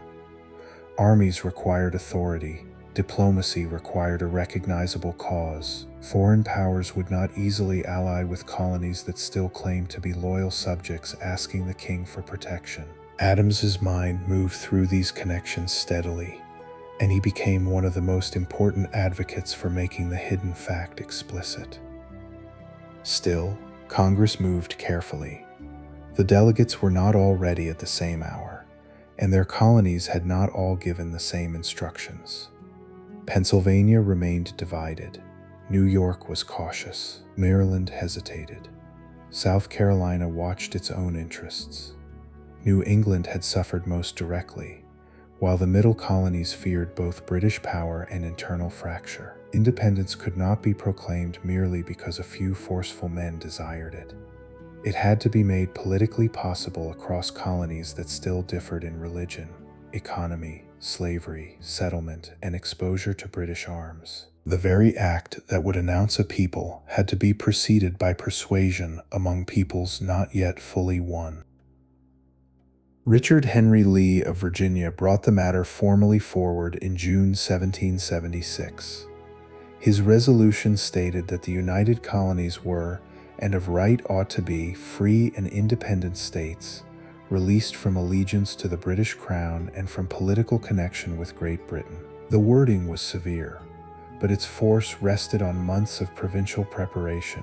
Several colonies had already instructed their delegates to support independence, while others were moving under pressure from local conventions, committees, and public argument. Lee's resolution did not create the movement by itself. It gave Congress the form in which to receive a decision that had been gathering in towns, assemblies, camps, and newspapers. A committee was appointed to draft a declaration explaining the decision. Thomas Jefferson, young but already known for the clarity and elevation of his prose, took on the main work. He rented rooms in Philadelphia and wrote in a city thick with delegates, printers, horses, lodging houses, and rumor. The declaration he drafted drew on familiar sources: natural rights philosophy, colonial grievances, English constitutional argument, and the accumulated complaints of more than a decade. Its power came not from originality alone, but from arrangement. Jefferson could give old arguments a cadence that made them feel newly authoritative. The draft then passed through the committee in Congress, where it was edited, shortened, sharpened, and softened in places. Benjamin Franklin and John Adams made suggestions before the text reached the full Congress. Delegates removed passages, adjusted accusations, and shaped the language to hold a fragile coalition together. One of the most revealing changes was the removal of Jefferson's denunciation of the slave trade and the king's role in it. The excision exposed a contradiction that independence would not resolve. A Declaration of Liberty had to pass through a Congress that included slave-holding colonies and men whose own wealth rested on bondage. The language of universal rights was real, but its political reach was limited from the moment of its public birth. On July 1776, Congress voted for independence. John Adams believed that date would be remembered with celebration, and in one sense he was right about the event, though wrong about the date that memory would choose. July 4 became the day attached to the adopted declaration, the printed text, and the ritual life of the new nation. Such distinctions can seem small later, but they show how public memory gathers around documents as much as decisions. The vote severed allegiance. The declaration explained why that severing had become necessary. Not every delegate signed on the same day, and not every colony reached the decision with equal ease. The unanimity presented to the world had been worked for, delayed for, and partly staged because division would have weakened the cause at the moment it most needed firmness. John Dickinson, who had written so powerfully against imperial taxation, did not support independence at that time. His caution was not cowardice. He feared that the colonies were not prepared, that foreign alliances had not yet been secured, and that the consequences would be grave. The revolution contained such men whose resistance to Britain did not carry them at once to separation. After adoption, the Declaration moved outward through print and voice. Broadsides were struck, newspapers carried the text, and public readings took place in towns, courthouse squares, military camps, and churchyards. In New York, where Washington's army waited for the next British campaign, the Declaration was read to troops and civilians, and the statue of George III at Bowling Green was pulled down soon afterward. The lead from the statue was later used for musket balls, a material transformation so neat that memory could hardly resist it. A king's image became ammunition for a war against royal authority. The fact was practical, symbolic, and grimly economical at the same time. The public readings mattered because independence had to be heard as well as enacted.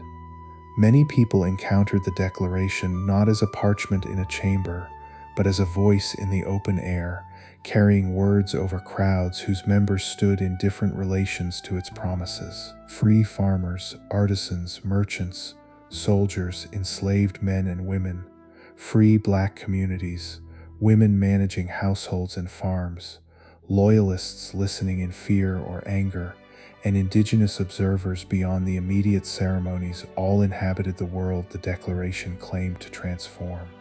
Some heard a promise, some heard a threat. Some heard language that did not yet include them, but might someday be used by others to demand inclusion. George III had already moved beyond conciliation in his own understanding.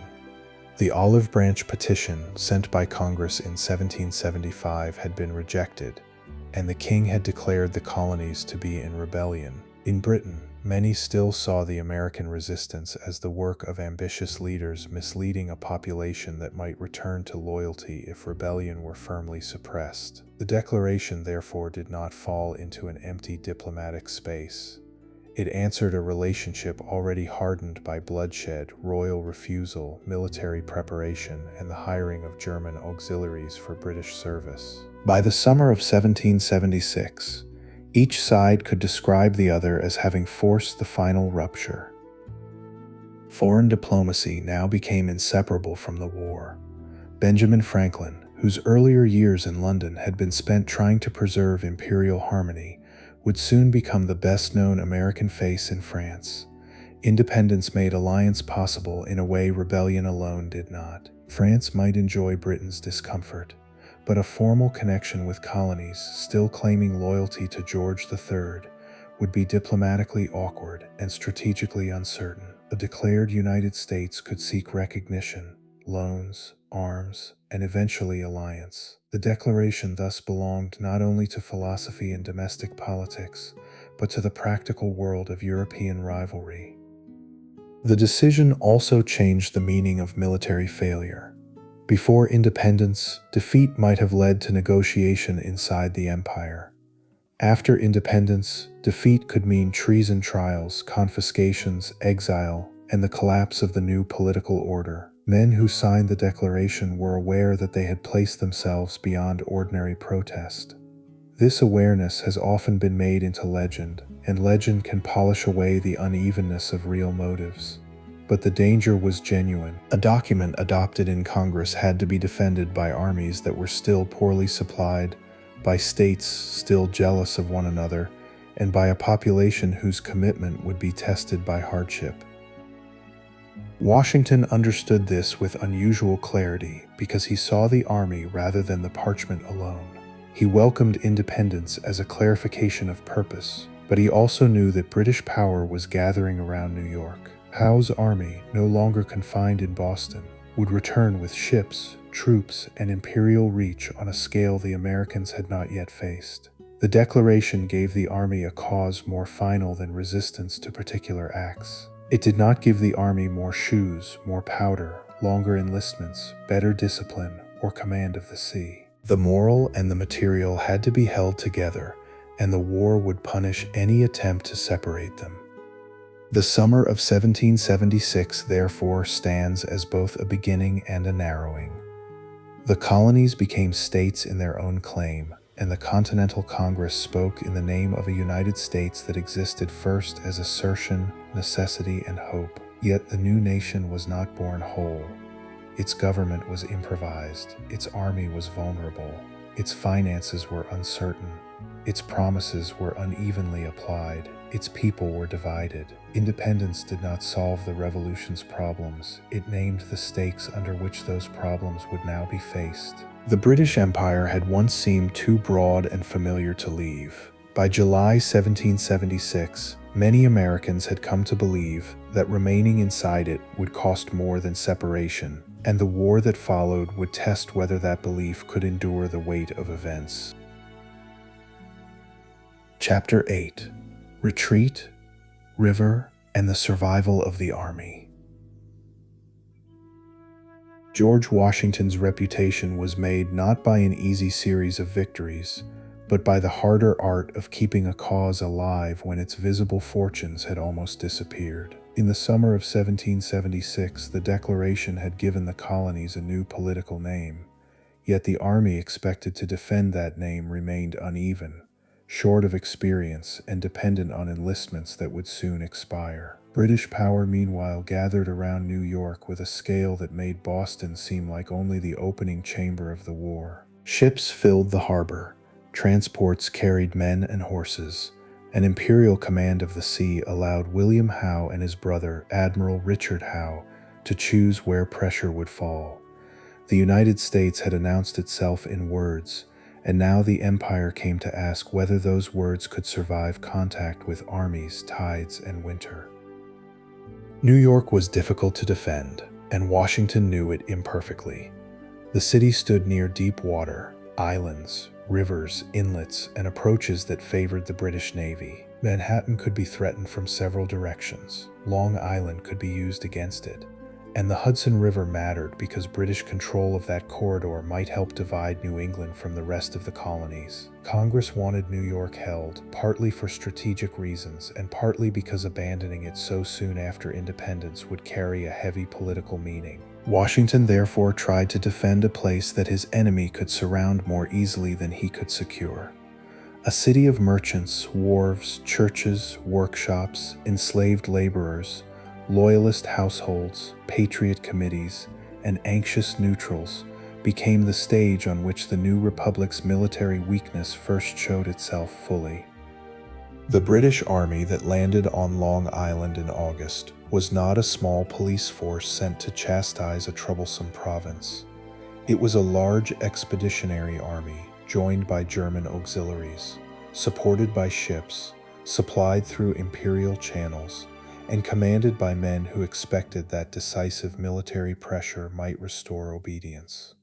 The use of Hessian troops had already deepened American anger, because many colonists saw foreign soldiers in royal pay as proof that the king now treated them not as erring subjects but as enemies. On the ground, the distinction mattered less than the British strength it represented. Discipline, numbers, artillery, and naval mobility gave Howe advantages that the Americans could not match by courage alone. At the Battle of Long Island, fought on August 27, 1776, those advantages became plain. American forces under Washington, with important positions held by men such as Nathanael Greene's planned defenses and Israel Putnam's command after Greene fell ill, faced British movements that found weakness in the American line. Howe's army used a flanking march through the Jamaica Pass, turning the American left and pushing the defenders back toward Brooklyn Heights. The fighting was costly and confused, with Maryland troops later remembered for their stand near the Old Stone House, buying time while others withdrew. The Americans did not merely lose ground. They learned how dangerous it was to meet a professional army on terms that allowed it to use maneuver, discipline, and weight together. Washington's escape from Brooklyn became one of the first acts of preservation on which the war depended. With the army trapped against the East River and British forces nearby, A storm and then a fog helped conceal a nighttime withdrawal across the water to Manhattan. Boats, oarsmen, silence, and discipline mattered more than speeches. Regiment after regiment crossed in the dark, and by morning the main body had slipped away. The operation did not erase the defeat, but it prevented defeat from becoming destruction. In a war where the United States could rarely afford to lose an army, escape could be as important as triumph. New York City itself soon fell. The British occupied it in September, and a great fire burned through part of the city not long after their entry, destroying homes, churches, and warehouses in a place already unsettled by war. Responsibility for the fire was disputed, and suspicion fell in several directions, as it often does when an occupied city suffers in darkness and fear. For the British, New York became a major base for the rest of the war, a port of supply, command, loyalist refuge, and military administration. For the Americans, its loss was a painful reminder that declaring independence had not made them able to hold every place that mattered. The campaign continued through Manhattan and beyond.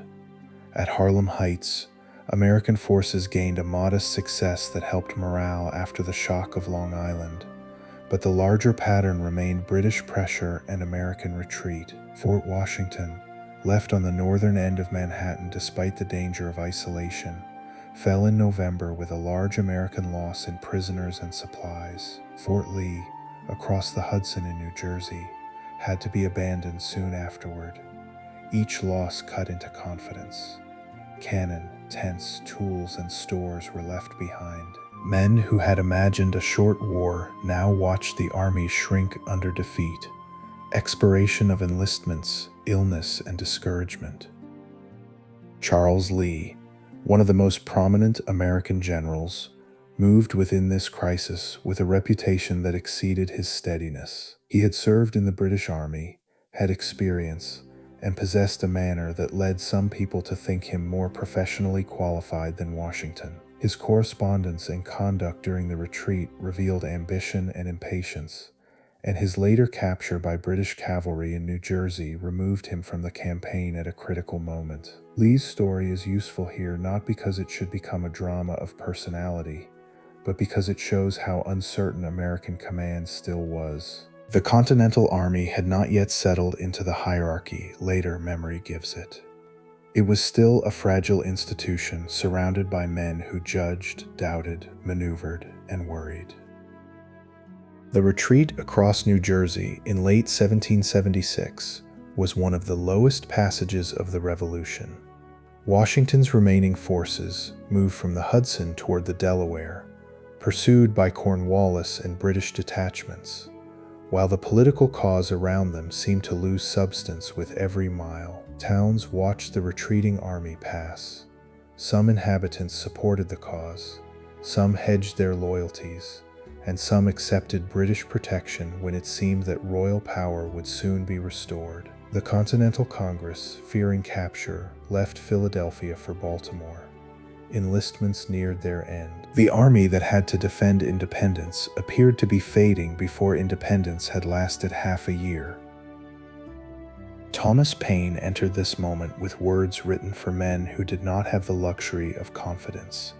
He had followed the army and seen enough of retreat to understand the need for language that neither disguised hardship nor surrendered to it. The first number of The American Crisis appeared in December 1776, opening with a sentence that later became among the best known of the Revolution. Its force lay in naming the trial without making despair respectable. Paine had a gift for turning political endurance into plain moral pressure. He told readers, in effect, that the worth of the cause could be measured by the difficulty of remaining with it. Washington had Paine's words read to the troops before the movement against Trenton, but words alone would not save the army. The practical situation was severe. The Americans had crossed into Pennsylvania, taking or securing boats along the Delaware River to prevent immediate British pursuit. Across the river, Hessian troops occupied Trenton, while British commanders expected the campaign season to pause. Winter, fatigue, expiring enlistments, and the apparent collapse of American resistance made a British waiting posture seem reasonable. Washington saw in that pause one of the few chances left to him. To act was risky. To do nothing might be worse. The crossing of the Delaware on the night of December 25, 1776, has been painted and remembered in forms more orderly than the event itself. The river carried ice, the weather was bitter, men struggled with boats, artillery, horses, and darkness. Several planned crossings failed, leaving Washington with fewer forces than intended.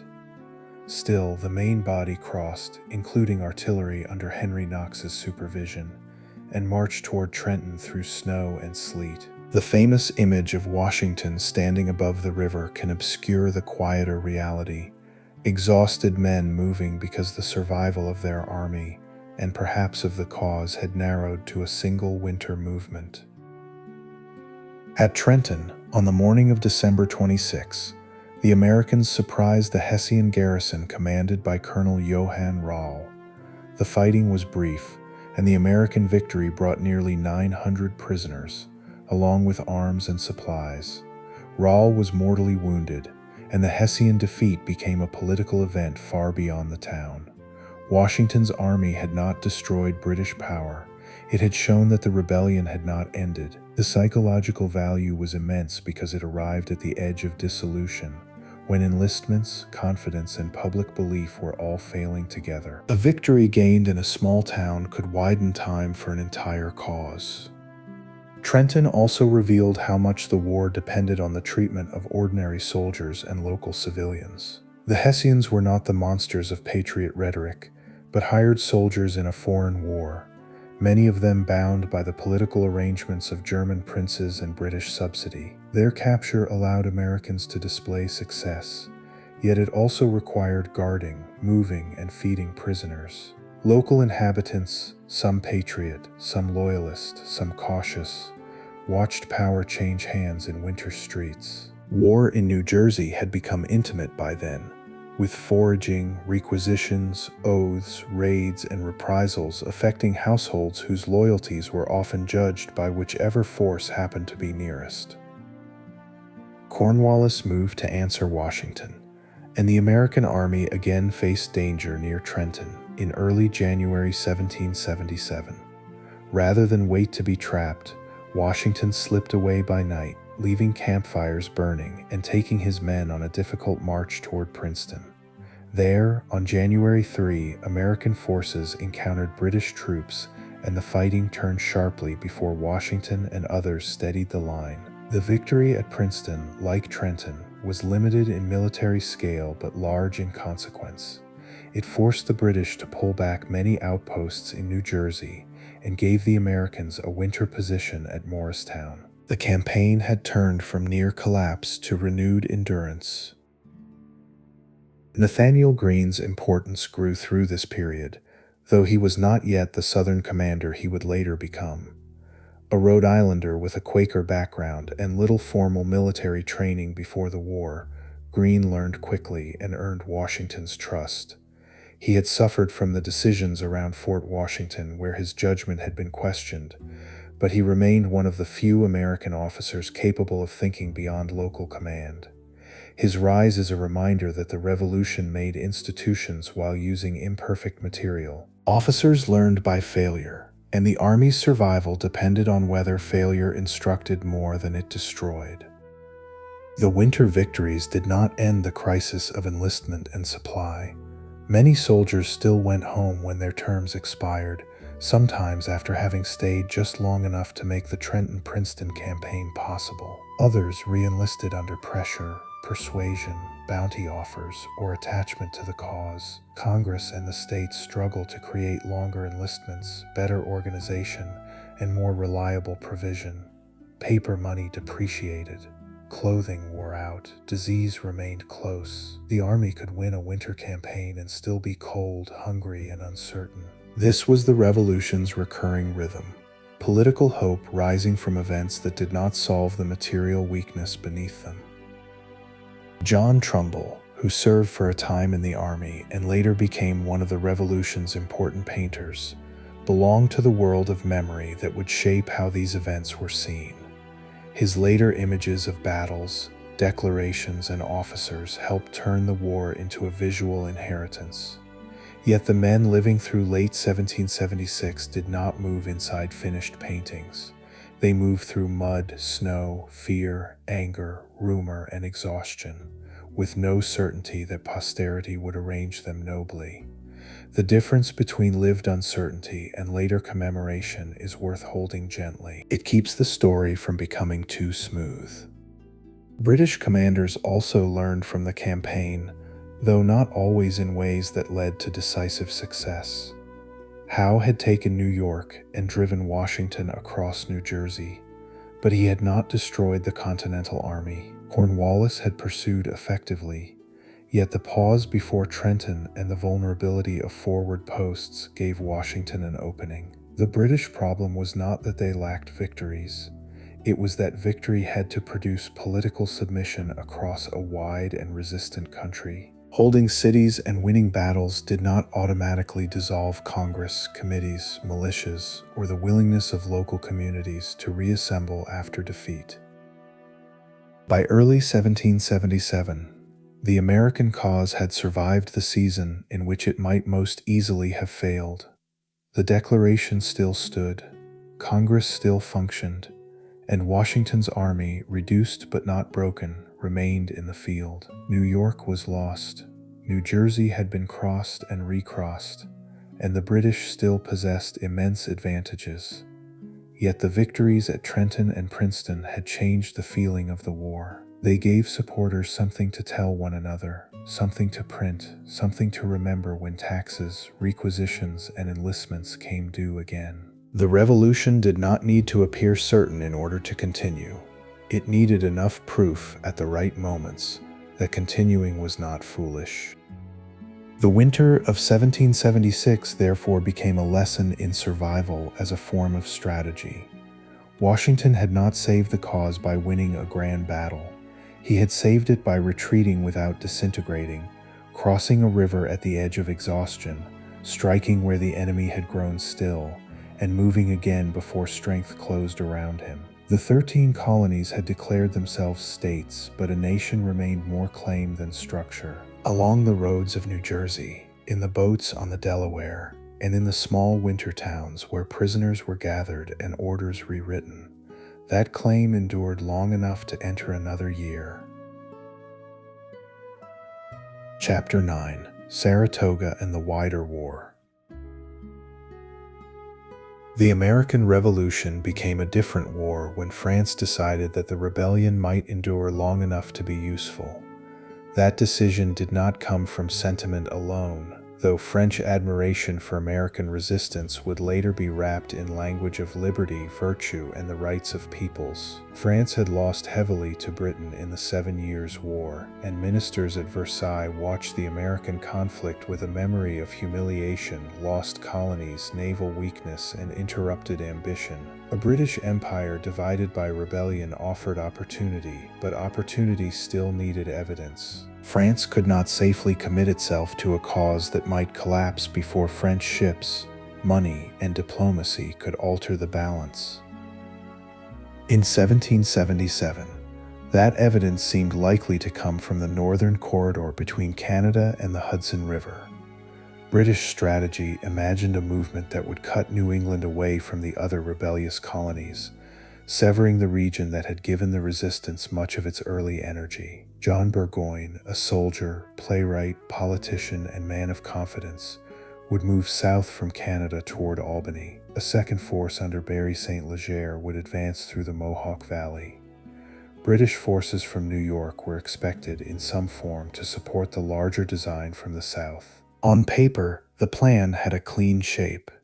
In North America, paper plans had to pass through forests, rivers, roads, wagons, local loyalties, and the uncertain timing of men far apart. Burgoyne began his campaign with a strong sense of style and purpose.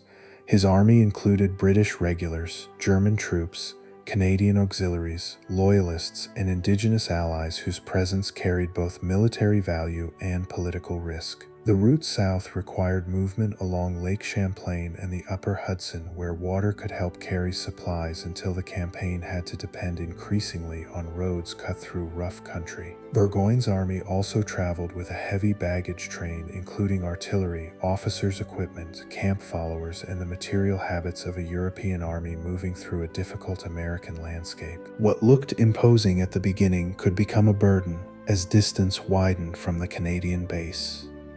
Fort Ticonderoga fell to Burgoyne in July 1777, and the loss shocked Americans who had treated the old fortress as a strong northern shield. The British placed artillery on high ground at Mount Defiance, making the American position untenable, and the garrison withdrew. For Burgoyne, it was a promising start. For the American command, it was an embarrassment that led to anger at General Arthur St. Clair, who had ordered the evacuation. Yet the fall of the fort also drew Burgoyne deeper into the very country where his difficulties would grow. A captured post was useful only if the army could keep moving, keep eating, keep its communications open, and keep its allies joined to a common purpose.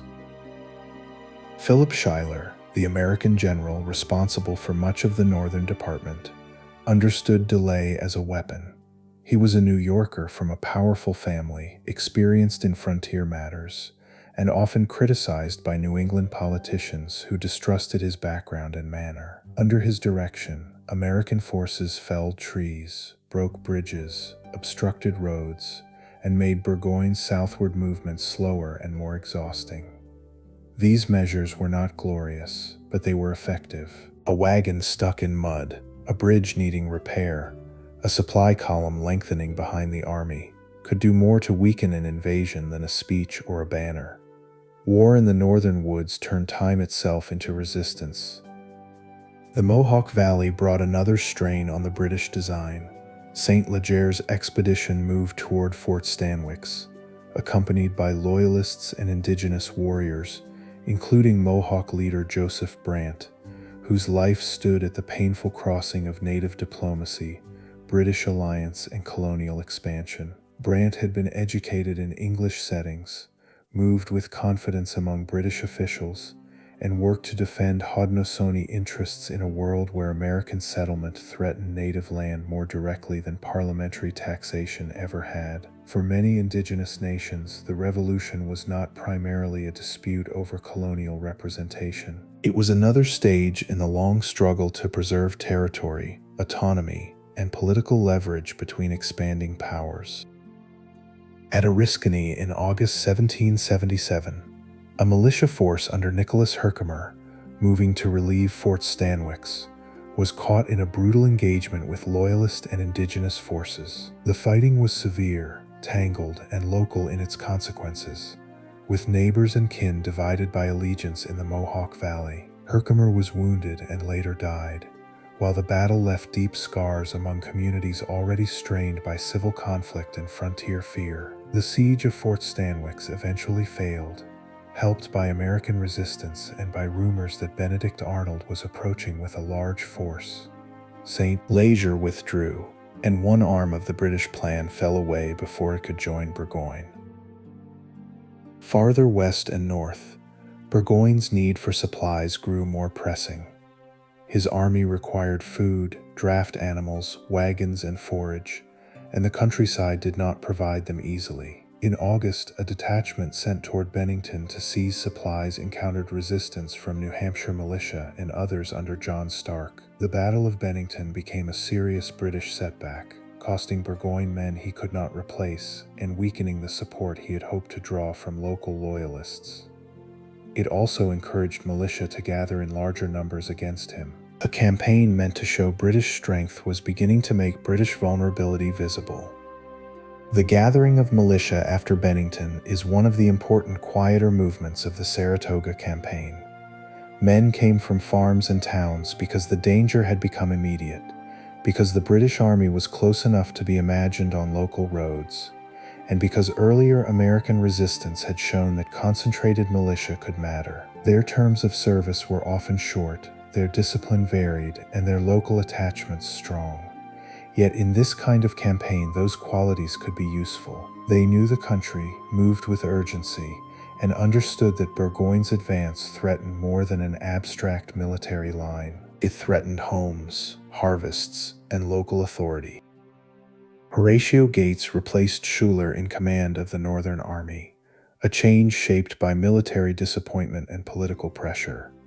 Gates had administrative ability, ambition, and connections in Congress, and he entered a situation that Schuyler's delaying work had helped prepare. Under Gates, the American army took position near Saratoga, with fortified lines on Bemis Heights. Benedict Arnold, serving under Gates, brought energy and aggressiveness that contrasted with Gates's caution. Daniel Morgan, commanding riflemen from Virginia and elsewhere, added a force well suited to the wooded terrain and the targeting of officers and scouts. The American army was not a perfect instrument, but in that place and hour it had become a dangerous one. The first major fighting near Saratoga came at Freeman's Farm on September 19, 1777. Burgoyne tried to push through the American position, and the battle moved through fields, woods, and clearings where command was difficult and units lost contact with one another. Morgan's riflemen and other American troops struck hard, while British regulars held with discipline and suffered heavily. The day ended with Burgoyne technically holding the field, but the cost mattered more than the ground. His army was smaller, his supplies strained, and his path south still blocked. A European commander could claim the field at evening and still discover that the campaign had narrowed around him. Benedict Arnold's role in the Saratoga fighting deserves to be seen before the shadow of his later treason falls across it. He was difficult, proud, and quarrelsome, and his relationship with Gates grew poisonous. Yet he had a gift for movement in battle, and American soldiers often responded to his urgency. At Freeman's Farm, and even more in the later fighting, Arnold pressed where Gates held back. The uncomfortable truth is that the American victory at Saratoga owed much to a man whose name would later become a byword for betrayal. History often leaves such contradictions in place, and smoothing them away makes the past less truthful. Between the battles, Burgoyne waited for help that did not come. Sir William Howe, operating from New York, had chosen to move against Philadelphia rather than up the Hudson in direct support of Burgoyne. Henry Clinton later made efforts from New York, but they came too late and did not alter the northern crisis. Burgoyne's army, now deep in hostile country, had fewer choices with each passing day. Supplies diminished, desertion and casualties thinned the ranks. Militia numbers around him grew. The road back to Canada became uncertain, and the road forward remained blocked by the Americans at Bemis Heights.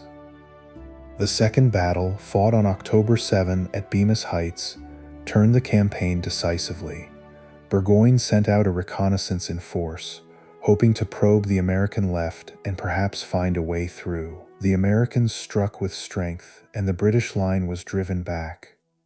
Arnold, though relieved of command after quarrels with Gates, rode into the fighting and helped lead attacks against key positions, including the works associated with the German officer Heinrich von Breymann. He was wounded in the leg, the same leg injured earlier in the war, and carried from the field after helping force the British position. Gates remained the commanding general, but Arnold's battlefield contribution could not be erased by the command dispute.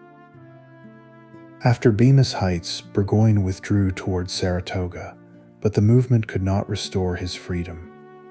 Rain, mud, American pressure, and collapsing supplies left his army enclosed. British soldiers who had begun the campaign with confidence now waited in deteriorating conditions, with artillery horses dying, provisions running low, and no relief appearing in time. Burgoyne negotiated with Gates, and on October 17, 1777, his army surrendered under terms called the Convention of Saratoga.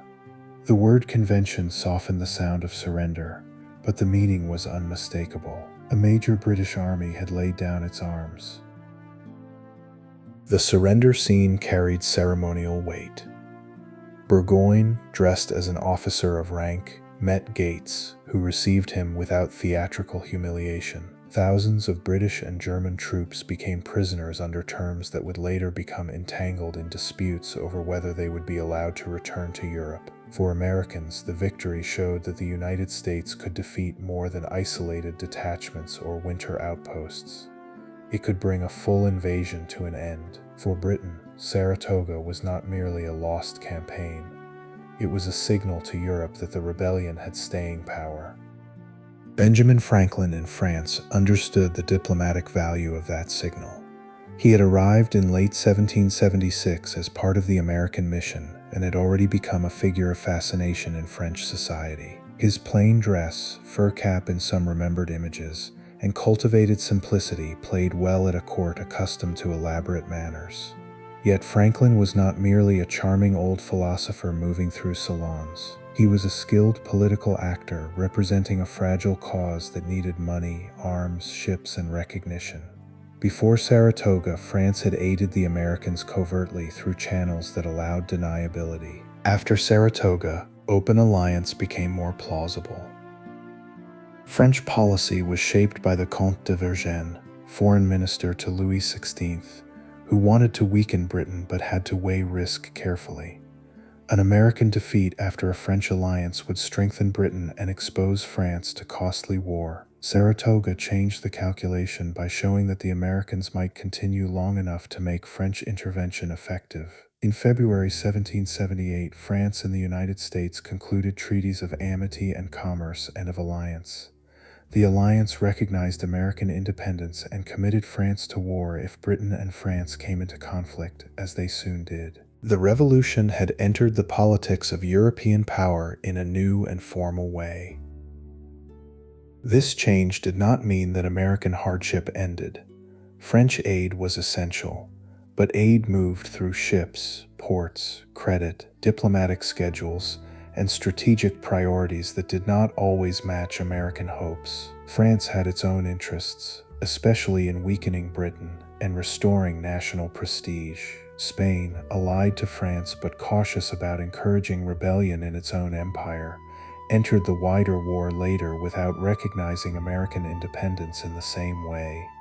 The Netherlands would also be drawn into conflict with Britain. What had begun as an imperial crisis in North America became part of a global war touching the Caribbean, Europe, the Atlantic, India, and the seas. The British now faced a more complicated problem. Suppressing the American rebellion had been difficult enough when the war was confined chiefly to the colonies.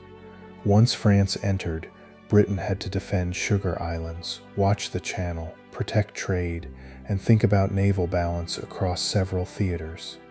The Caribbean mattered immensely because sugar islands produced wealth that could outweigh mainland territory in imperial calculations. French fleets could threaten British possessions far from Philadelphia or New York. American independence therefore became linked to places most American farmers would never see, through the arithmetic of empire and naval war. Saratoga also had domestic consequences within the American cause. Gates became celebrated, and some critics of Washington saw in the Northern victory evidence that another commander might conduct the war more effectively. The so-called Conway Cabal, more a loose network of dissatisfaction than a clean conspiracy, would later reveal the tensions surrounding Washington's command. Success could be politically disruptive as well as encouraging. A republic fighting for survival had to manage ambition, jealousy, regional distrust, and the slow creation of military authority. Victory did not remove those problems, it gave them new forms. For indigenous nations, the widening war carried danger rather than relief. American victory in the North did not lessen settler hunger for land. Many native leaders who had aligned with Britain did so because British restraint of westward settlement seemed more useful than American expansion. Joseph Brant and others understood that American independence might strengthen the very communities pressing hardest against indigenous territory. The Treaty of Paris would later confirm those fears by drawing boundaries over lands whose native inhabitants were not represented in the negotiations. Already in 1777, the Revolution's language of liberty coexisted with another people's fear of dispossession. The Saratoga campaign, therefore, stands at the meeting point of several histories. It was a military campaign shaped by supply, terrain, command rivalry, and local mobilization. It was a political event that strengthened Congress and encouraged the American public. It was a diplomatic signal that helped bring France openly into the war. It was a frontier and civil conflict in which loyalists, patriots, and indigenous nations faced consequences that did not fit neatly into the later national story. Its importance lies partly in this layering. A single surrender near the Upper Hudson altered decisions in Philadelphia, London, Versailles, native towns, British ministries, and American farms. By the end of 1777, the United States had not won independence, but it had gained something nearly as necessary: the credible possibility of winning. Burgoyne's surrendered army gave American diplomats a fact that could not be dismissed as rhetoric. French alliance gave the American war a wider frame and gave Britain more to defend than obedience in the colonies. Washington still faced severe hardship, and British forces still held major cities. Yet Saratoga changed the scale of expectation. The revolution was no longer only a rebellion that had not yet been crushed. It was a war that other powers now believed might shape the future of the Atlantic world. Chapter 10: Valley Forge and the Army That Remained. Valley Forge lay close enough to Philadelphia for Washington's army to watch the consequences of British occupation, and far enough from the city to keep that army from being absorbed by them. By the winter of 1777 and 1778, Sir William Howe had taken Philadelphia, the largest city in the new United States, and the seat from which Congress had recently directed the war. Congress had withdrawn, first to Lancaster and then to York, carrying the fragile paperwork of government away from British reach. The loss of Philadelphia was painful, but it did not end the rebellion, just as the earlier loss of New York had not ended it. The British could occupy a city, and the American cause could still continue in roads, farms, state governments, committees, camps, and the stubborn presence of an army that had not gone home. Washington chose Valley Forge as a winter encampment in December 1777, after a season of disappointment around Philadelphia. At Brandywine in September, Howe had outmaneuvered him and opened the way to the city. At Germantown in October, Washington had attempted a complicated counterstroke that began with promise and dissolved in fog, confusion, and uneven coordination. The army that came into winter quarters had therefore not arrived under the glow of victory. Saratoga had lifted the wider American cause, but Washington's own command had lost battles, yielded the national capital, and still had to prove that it could remain the central military instrument of independence. In war, morale could rise in one theater while falling in another, and the revolution often lived inside such unevenness. The encampment itself was not a wilderness of abandonment, though later memory sometimes made it appear almost outside ordinary life. Valley Forge sat in a settled Pennsylvania landscape of farms, roads, mills, woods, and fields, along the Schuylkill River and near routes that connected the army to the surrounding countryside. Its position allowed Washington to watch Howe in Philadelphia, protect parts of Pennsylvania from British foraging, and remain close enough to move if circumstances changed. Yet choosing a site did not solve the problems of sustaining men through winter. An army at rest still consumed food, wore out clothing, burned fuel, sickened, quarreled, wrote letters, and required a government able to turn public commitment into bread. The shortages became severe. Men lacked shoes, shirts, blankets, and coats, and some left blood on frozen ground from feet inadequately covered. Flour failed to arrive reliably. Meat was irregular. Straw for bedding could be scarce, and cold entered the rough huts that soldiers built from logs and clay. The details are stark, but they should not be made into spectacle. The important point is quieter and more structural. The United States had declared independence before it had built a dependable way to feed and clothe the army that defended it. Congress could request, promise, authorize, and reorganize, but supplies still had to pass through state governments, contractors, wagons, depreciating currency, local reluctance, and winter roads. Joseph Plum Martin, a young Continental soldier whose later memoir would preserve many plain details of Army life, belonged to the kind of men who made endurance more than a word.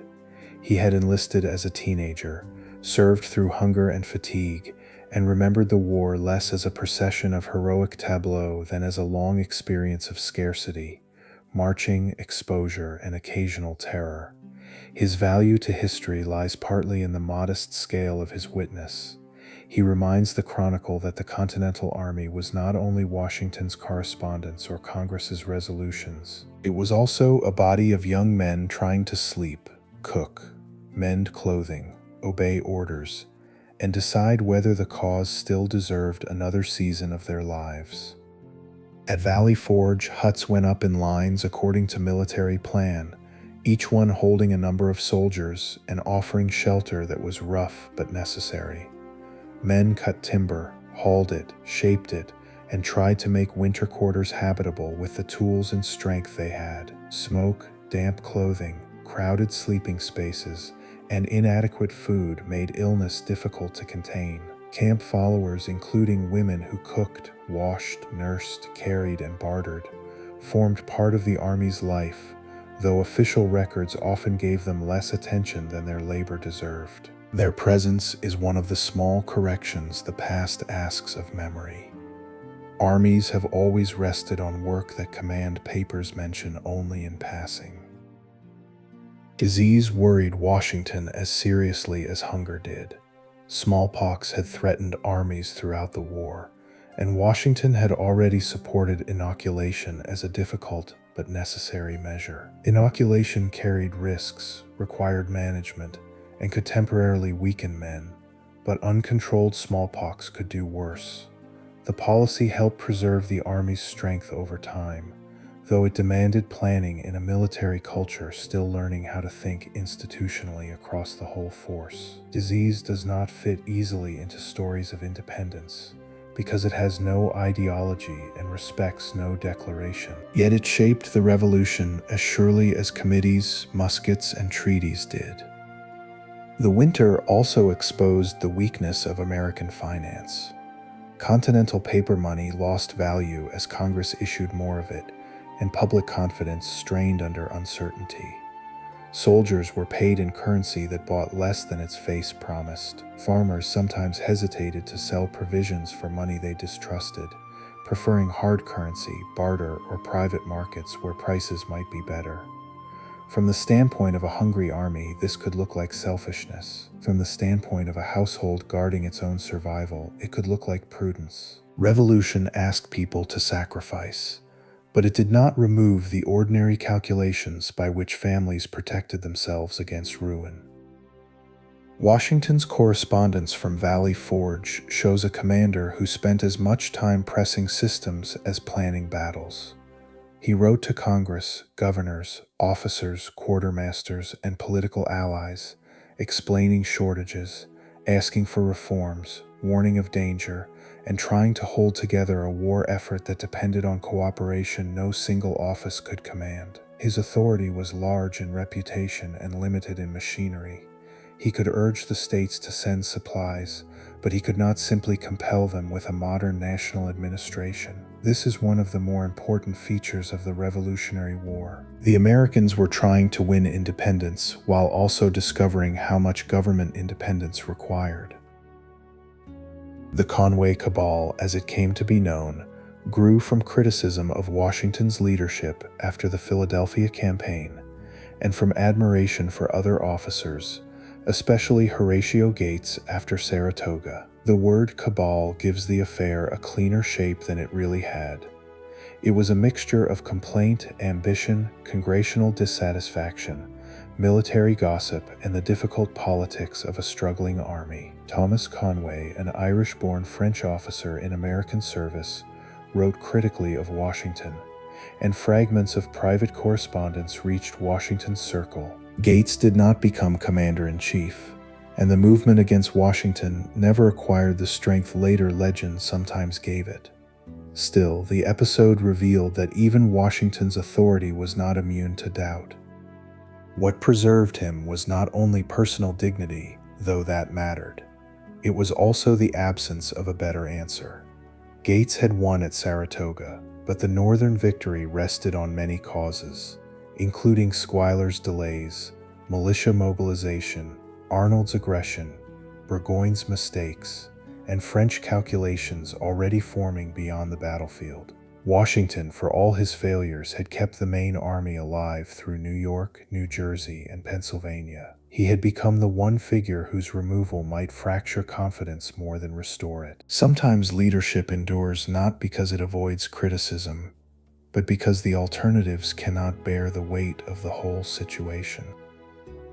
Into Valley Forge came Friedrich Wilhelm von Steuben, a Prussian veteran whose American title and European credentials were somewhat polished by recommendation, but whose practical usefulness proved real. He arrived through the channels of American diplomacy and French support, part of the wider movement of foreign officers who saw in the American war opportunity, conviction, or advancement. Many foreign adventurers disappointed the Americans, bringing claims larger than their service.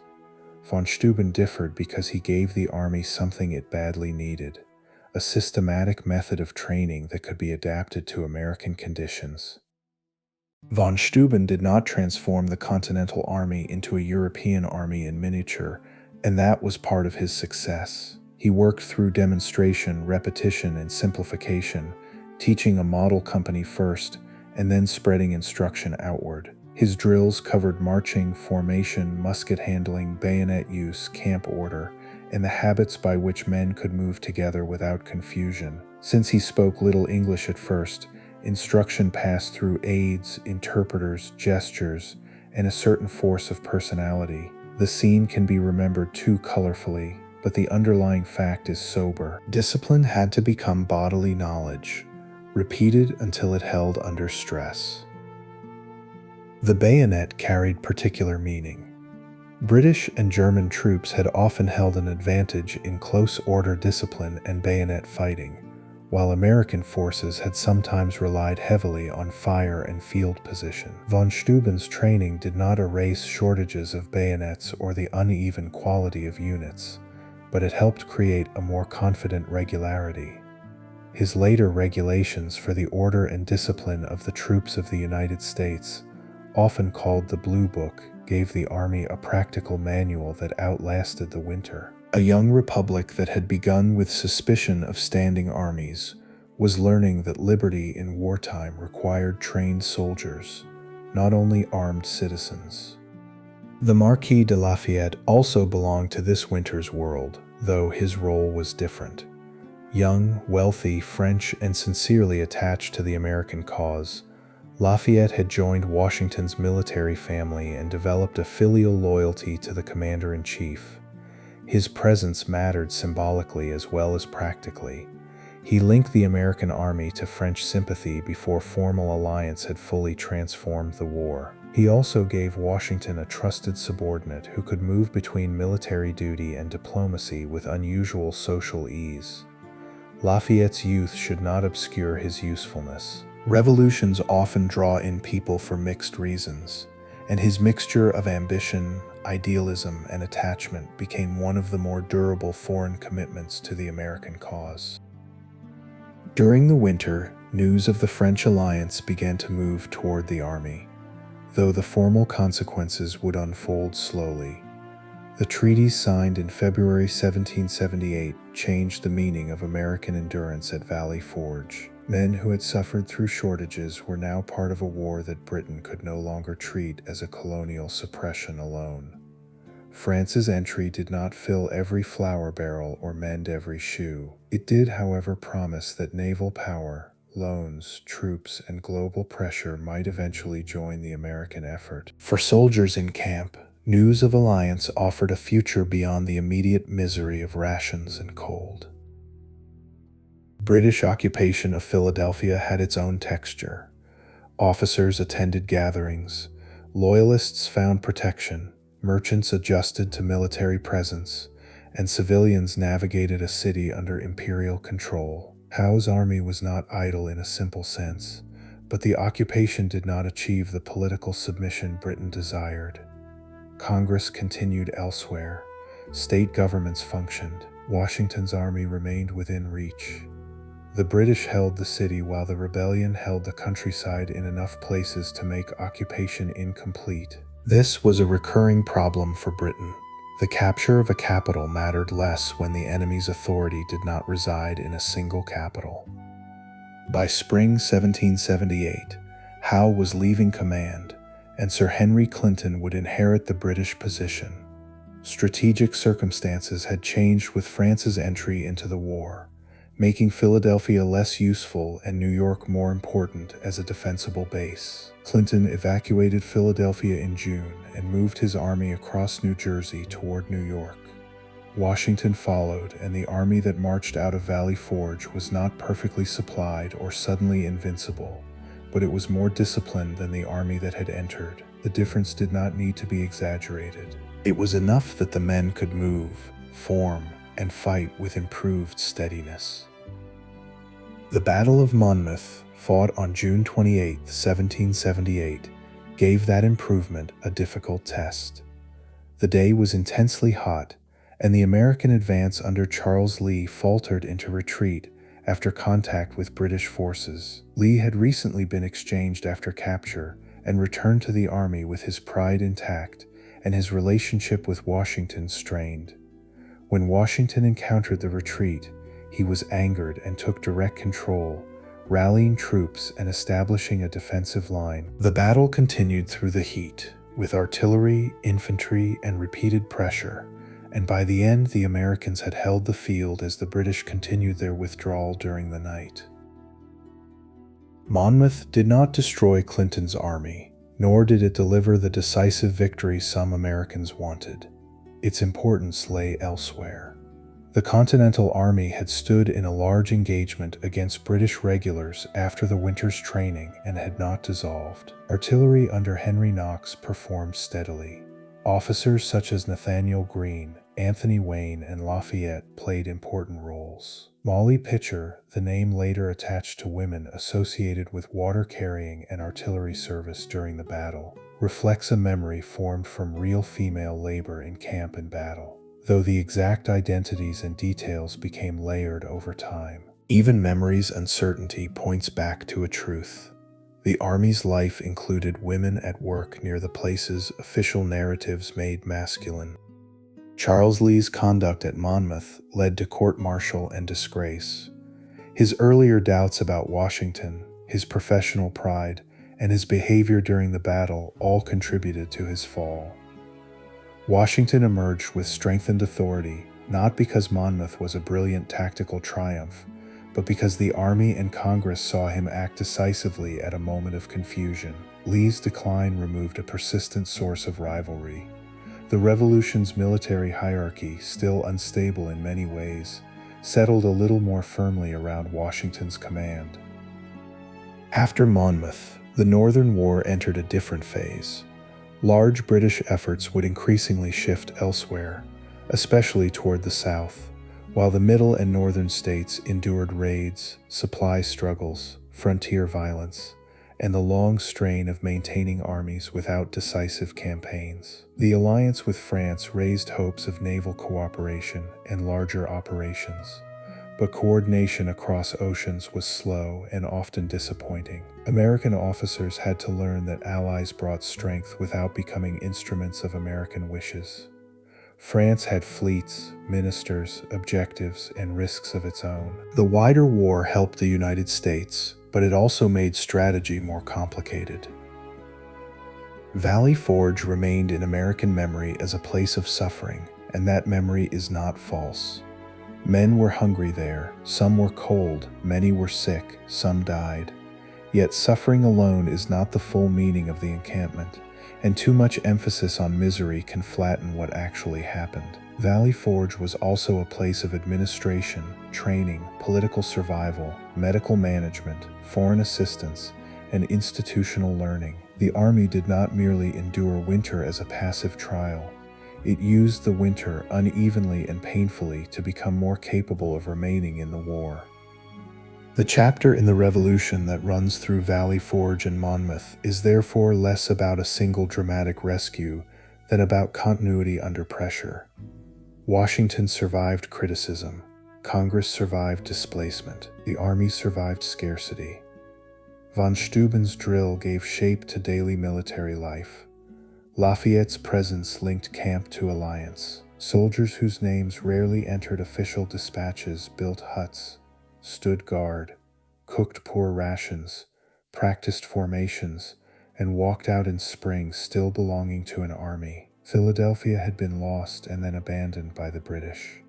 The war had widened beyond America. In the fields near Monmouth, under a summer heat that left men exhausted in their ranks, the army that remained showed that it had learned something in the winter. Not how to win the war at once, but how to continue it with a steadier hand. Chapter 11. The Long War in the South. After 1778, British strategy turned increasingly toward the South, not because the war elsewhere had become simple, but because the earlier approaches had failed to make rebellion collapse. New York remained a powerful British base, and raids could still punish coastal communities.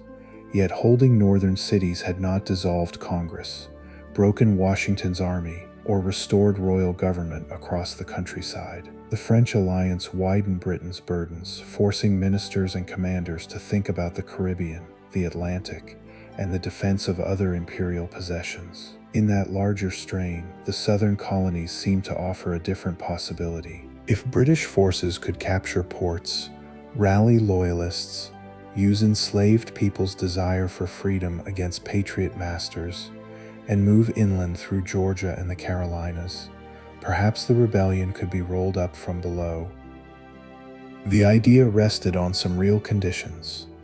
The South contained many loyalists, though their numbers, strength, and willingness to rise under British protection were often misjudged. Plantation wealth tied the region deeply to Atlantic commerce, and the seaports of Savannah and Charleston offered targets that the British Navy could reach more easily than the interior. Enslaved labor sustained much of the southern economy, and British proclamations promising freedom to enslaved people who escaped from rebel owners gave the war a meaning that patriot leaders could not control. Backcountry settlements, older coastal elites, recent migrants, native nations, and enslaved communities all inhabited the same broad theater. But they did not see the war through one set of loyalties. The Southern campaign would reveal how many different conflicts had been living inside the Revolution all along. Savannah fell first in December 1778, when British forces captured the city and restored royal government in Georgia. The event gave Britain a foothold, and Georgia became the one rebellious colony where British authority returned with the most formal appearance of success. Yet a city and its offices did not automatically command the interior. The countryside had to be held through posts, patrols, loyalist support, and relationships with local populations whose commitments could shift under pressure. War in the South did not move only along the lines drawn by commanders. It moved through families, plantations, ferry crossings, courthouse districts, river roads, and communities where every public choice might later be remembered by neighbors. In 1779, a Franco-American attempt to retake Savannah failed after a siege that brought together American troops under Benjamin Lincoln and French forces under the Comte d'Estaing. The attack was costly, and among those mortally wounded was Casimir Pulaski, the Polish cavalry officer who had entered American service. The failure showed both the promise and difficulty of Allied warfare. French ships and troops could transform local possibilities, but coordination, timing, weather, command expectations, and disease often worked against plans made in confidence. Savannah remained in British hands, and the Southern strategy continued. Charleston mattered more. It was the leading city of South Carolina, a major port, a center of wealth and political life, and a place whose capture could seem to open the interior. In early 1780, Sir Henry Clinton brought a large expedition south from New York, supported by naval force, while Lord Cornwallis served as one of the principal commanders. Charleston's defenses included fortifications, water approaches, and troops under Benjamin Lincoln.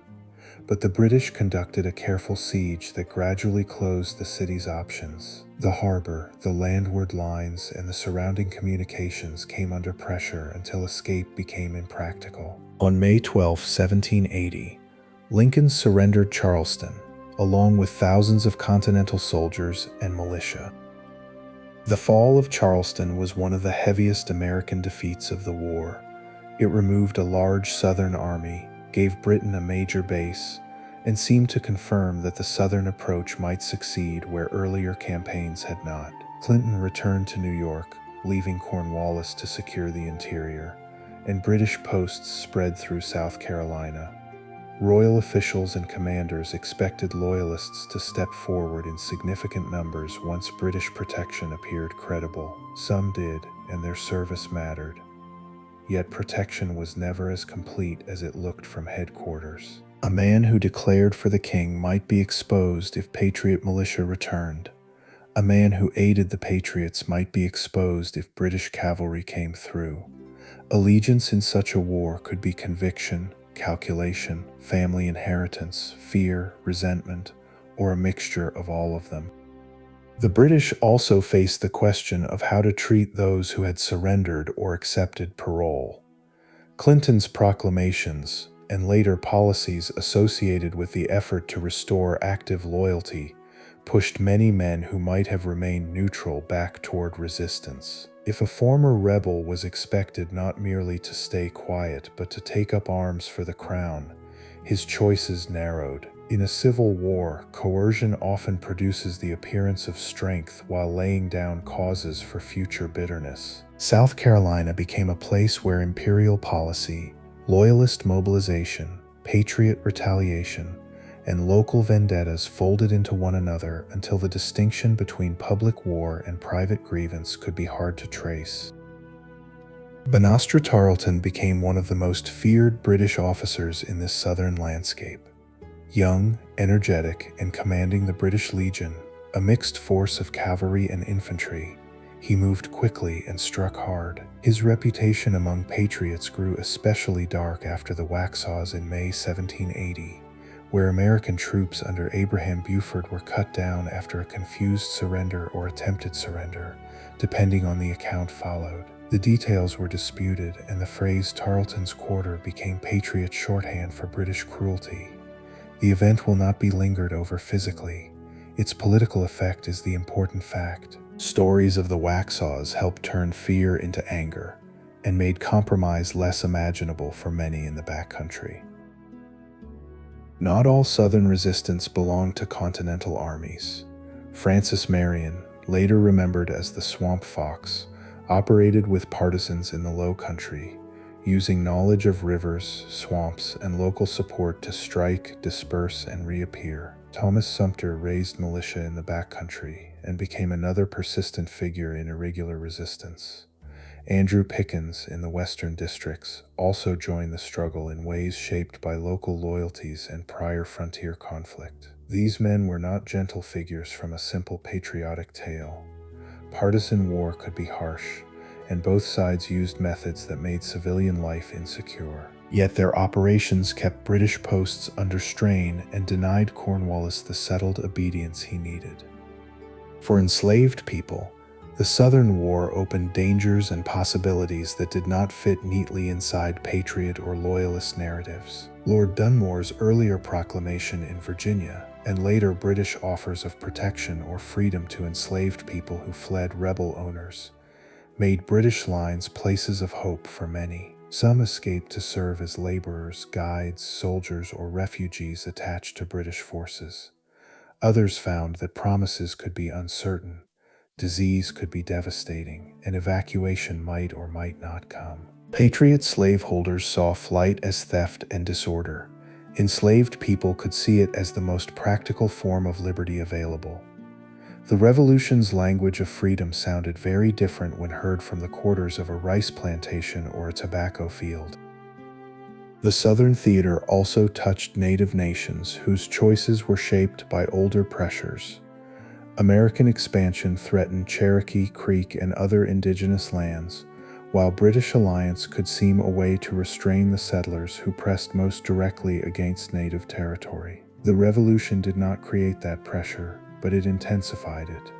Raids, reprisals, diplomacy, and shifting military fortunes all affected native towns, often with consequences that later national histories pushed to the edge. For many indigenous communities, the question was not whether Parliament or Congress had the better theory of representation. It was which outcome might leave them more room to survive as peoples on their own lands. The American defeat at Camden in August 1780 deepened the crisis. Horatio Gates, celebrated after Saratoga, had been sent south to command, but his army was poorly supplied, tired, and uneven. Against Cornwallis near Camden, the American line broke, militia fled under pressure, and the defeat became severe. Johann de Kalb, the German-born officer serving with the Americans, was mortally wounded after fighting with determination among the Maryland and Delaware Continentals. Gates's reputation collapsed almost as quickly as it had once risen. Saratoga had not made him immune to failure, and the Southern War exposed how little fame could do against poor preparation, difficult terrain, and a capable enemy.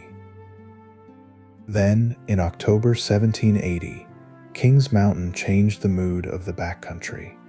The battle was fought not between British regulars and Continental troops, but largely between Patriot militia from the Overmountain settlements and Loyalist militia under Major Patrick Ferguson, a British officer who had worked to organize Loyalist support. Ferguson's force took position on a ridge, and the Patriot militia advanced around it, using the wooded terrain and their own methods of fighting. Ferguson was killed, and his Loyalist force was defeated. The battle mattered because it struck at the Loyalist foundation of British Southern strategy. If Loyalists could not gather safely without being destroyed by Patriot militia, then British control of the interior would remain fragile. Nathaniel Greene arrived to take command of the Southern Department after Gates's failure, and his appointment was one of Washington's soundest judgments. Greene had learned through the long Northern War, through mistakes as well as service, and he understood that the South could not be recovered by seeking one grand victory at any cost. His army was weak, his supplies thin, and his enemy often stronger in regular troops. He therefore made endurance, division, maneuver, and exhaustion into strategy. Rather than defend every place or risk all on one battle, he sought to keep an army in being, stretch British movement, and make Cornwallis spend strength faster than he could replace it. Daniel Morgan, commanding a light force in the Western Carolinas, gave Greene one of the war's most skillful battlefield victories at Cowpens in January 1781. Morgan understood both his men and his opponent. He placed militia in front with instructions to fire and withdraw, knowing that Tarleton might interpret their movement as collapse.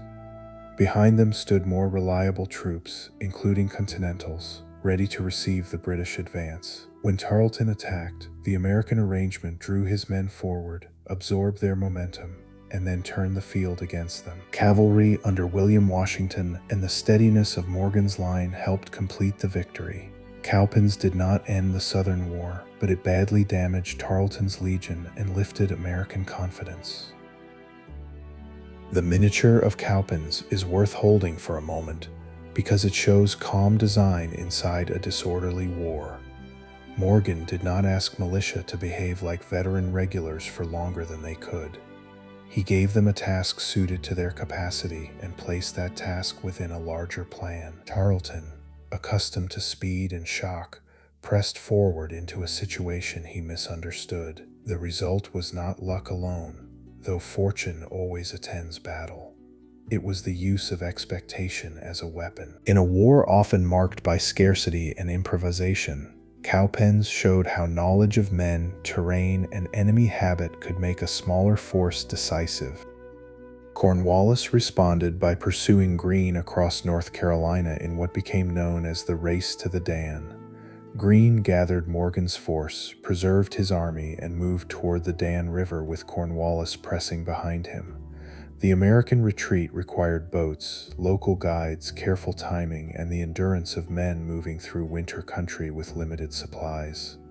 Greene crossed into Virginia before Cornwallis could trap him, then recrossed when circumstances allowed. The movement frustrated British hopes of bringing him to destruction. Retreat, in Greene's hands, became an active instrument rather than a confession of defeat. There is a quiet intelligence in that kind of command. Greene understood that Cornwallis could win battles and still lose the campaign if each movement drew him farther from support, thinner in supplies, and deeper into hostile country. The Southern War did not reward the possession of ground in any simple way. A courthouse, a ford, a plantation road, a mill, a ferry, or a town could matter for a week and then lose value when the armies moved. What mattered more was whether British power could make itself permanent. Greene's answer was to deny permanence, to remain close enough to threaten and distant enough to survive. At Guilford Courthouse in March 1781, Greene finally offered battle. He arranged his army in successive lines, drawing partly on the memory of Morgan's use of militia at Cowpens. Cornwallis attacked and drove the Americans from the field, so by the strict language of 18th century battle, the British could claim victory, but the cost was severe. British casualties were heavy, and Cornwallis's army, already strained, could not easily replace them. Charles James Fox in Britain later observed that another such victory would ruin the British army, a political judgment that captured the strange arithmetic of the campaign. Greene had lost the field and advanced his strategy. After Guilford Courthouse, Cornwallis moved toward Wilmington and then into Virginia, seeking a theater where he might restore initiative and link with British operations there. Greene turned back into South Carolina, where British posts remained, but their hold on the interior had weakened. Battles at Hobkirk's Hill, 96, and Eutaw Springs would continue the grinding process by which British authority in the Carolinas contracted toward the coast. Greene did not win every engagement. He did not need to. His campaign made British occupation expensive, insecure, and increasingly dependent on isolated posts and seaborne support. The Southern War's human cost spread beyond armies. Patriot and Loyalist families suffered confiscation, exile, intimidation, and retaliation.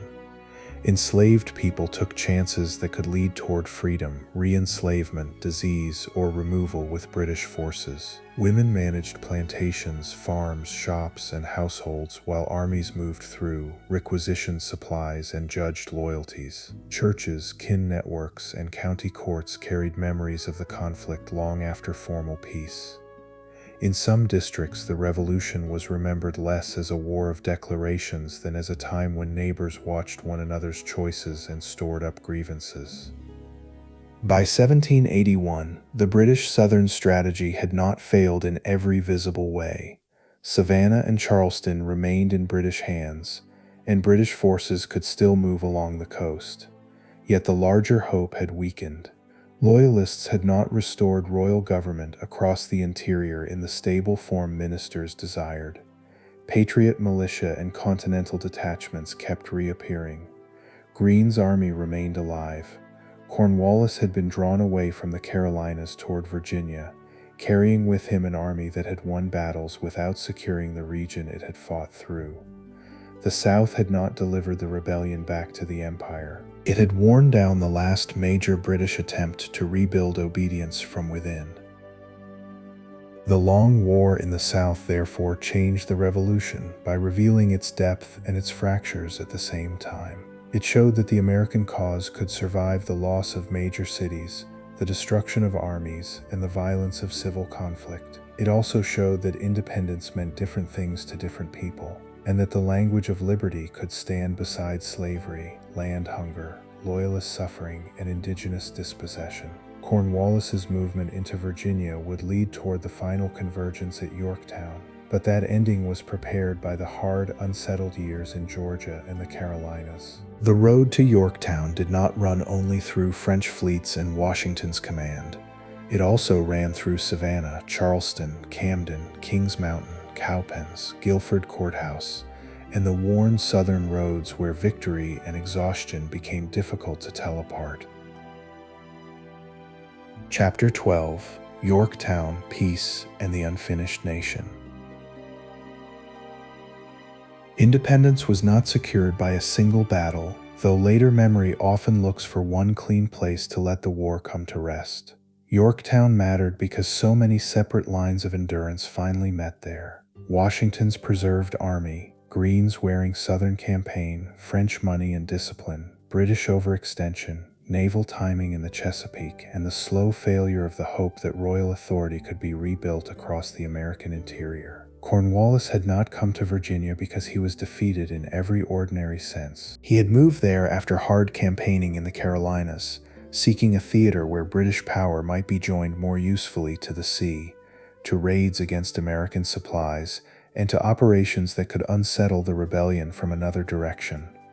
The movement made sense inside the calculations of war, yet it also placed his army where land and water might close around it if the timing turned against him. Virginia had already become a troubled and important theater before Cornwallis settled at Yorktown. British raids under Benedict Arnold, now serving the crown after his treason, had carried war into the state with a bitterness sharpened by his old American service. William Phillips, another British commander in Virginia, had worked with Arnold before dying of illness in 1781, leaving Cornwallis to take wider control of operations there. Thomas Jefferson, then governor of Virginia, struggled to answer invasion with a state government short of military capacity and shaken by the speed of British movement. The war had come into a society of plantations, rivers, enslaved labor, tobacco warehouses, county courthouses, and scattered militia, where political independence had been declared long before military security could be guaranteed. Virginia's size made it valuable, its rivers made it vulnerable. Cornwallis eventually fortified Yorktown on the York River, with Gloucester Point across the water. The position offered access to deep water and the possibility of naval support, which was essential to British thinking because the Empire's strength in America had always depended on ships as much as soldiers. If the Royal Navy controlled the Chesapeake, Cornwallis could be supplied, reinforced, or removed. If it did not, Yorktown could become a trap. This was one of the quiet truths of the final campaign. The fate of an army in Virginia would be decided partly by men marching on land, but also by fleets moving beyond the sight of most Americans, under winds, orders, and admirals whose decisions joined the Revolution to a larger Atlantic war. George Washington, for much of 1781, watched New York as the great British base and imagined that a combined Franco-American operation there might be possible. The Comte de Rochambeau, commanding the French expeditionary force that had landed at Newport in 1780, had brought disciplined troops, professional officers, artillery, engineers, and a steadiness that improved American possibilities. He was older than Washington, experienced in European war, and careful in council. Their cooperation was not automatic, because alliance required deference, translation, compromise, and patience. French officers served a king, not an American Congress, and French strategy had to answer to Versailles as well as to the needs of the Continental Army. Yet over time, Washington and Rochambeau developed enough trust to act together when the chance came. The chance depended on Admiral François-Joseph Paul de Grasse, commanding a French fleet in the Caribbean. De Grasse informed the Allied commanders that he would bring his ships to the Chesapeake rather than to New York, and that his time there would be limited. That message altered the campaign. Washington, who had long desired an attack on New York, accepted that Virginia offered the better possibility if French naval power could seal the bay. The decision required secrecy and movement on a large scale. American and French forces began marching south from the Hudson region, leaving enough signs near New York to keep Sir Henry Clinton uncertain about their true destination. Roads, ferries, supply depots, river crossings, and coordination with French ships all had to work within a narrow window. The march to Virginia was not a grand procession in the lived experience of the men who made it. Soldiers moved through heat, dust, rain, towns, and countryside, while officers worried over provisions and timing. French troops, better clothed and more regularly supplied than many Americans, made a strong impression on communities that watched them pass. Their uniforms, discipline, wagons, artillery, and money spent in local markets gave the alliance a physical presence far from the treaty rooms where it had been made. American troops, more worn by years of war, marched beside an ally whose arrival had once been a hope and was now a visible force on the road. De Grasse reached the Chesapeake in late August 1781 and placed French naval power at the center of the campaign. He brought troops as well as ships, landing men under the Marquis de Saint-Simon to reinforce Lafayette, who had been shadowing Cornwallis in Virginia with a smaller American force. Lafayette had been young when he first joined Washington, but by 1781 he had become a more seasoned commander, still energetic, still eager, and now entrusted with the delicate work of watching Cornwallis without being drawn into ruin. His role before Yorktown was one of patience as much as movement. He had to remain close enough to matter and cautious enough to survive until the Allied army arrived. The naval battle off the Virginia Capes on September 5, 1781, gave the campaign its decisive condition. A British fleet under Admiral Thomas Graves arrived to challenge de Grasse, while a separate British force under Admiral Samuel Hood had already joined him after coming from the Caribbean. The battle itself was not a crushing tactical destruction. Ships maneuvered, exchanged fire, and suffered damage, and the outcome could be described in restrained terms. Yet strategically, the French had done what mattered most. The British fleet did not enter the Chesapeake to relieve Cornwallis. De Grasse retained control long enough for the siege to form. A battle at sea, indecisive in appearance, became decisive in consequence. When Washington arrived before Yorktown in September, the campaign that he had dreamed of for years had finally become possible. A coordinated Allied siege with French naval support, cutting off British escape. Rochambeau's French regulars, Washington's Continentals, militia, engineers, artillerymen, and supporting laborers all took their places around the British lines. Siege warfare had its own slow grammar. Trenches approached by stages, batteries were placed, roads improved, fascines and gabions prepared, artillery dragged into position, and engineers marked the ground. The language of glory often passes quickly over this work, but a siege was built by measuring distances, moving earth, carrying tools, and repeating labor under danger. The first Allied parallel opened in early October.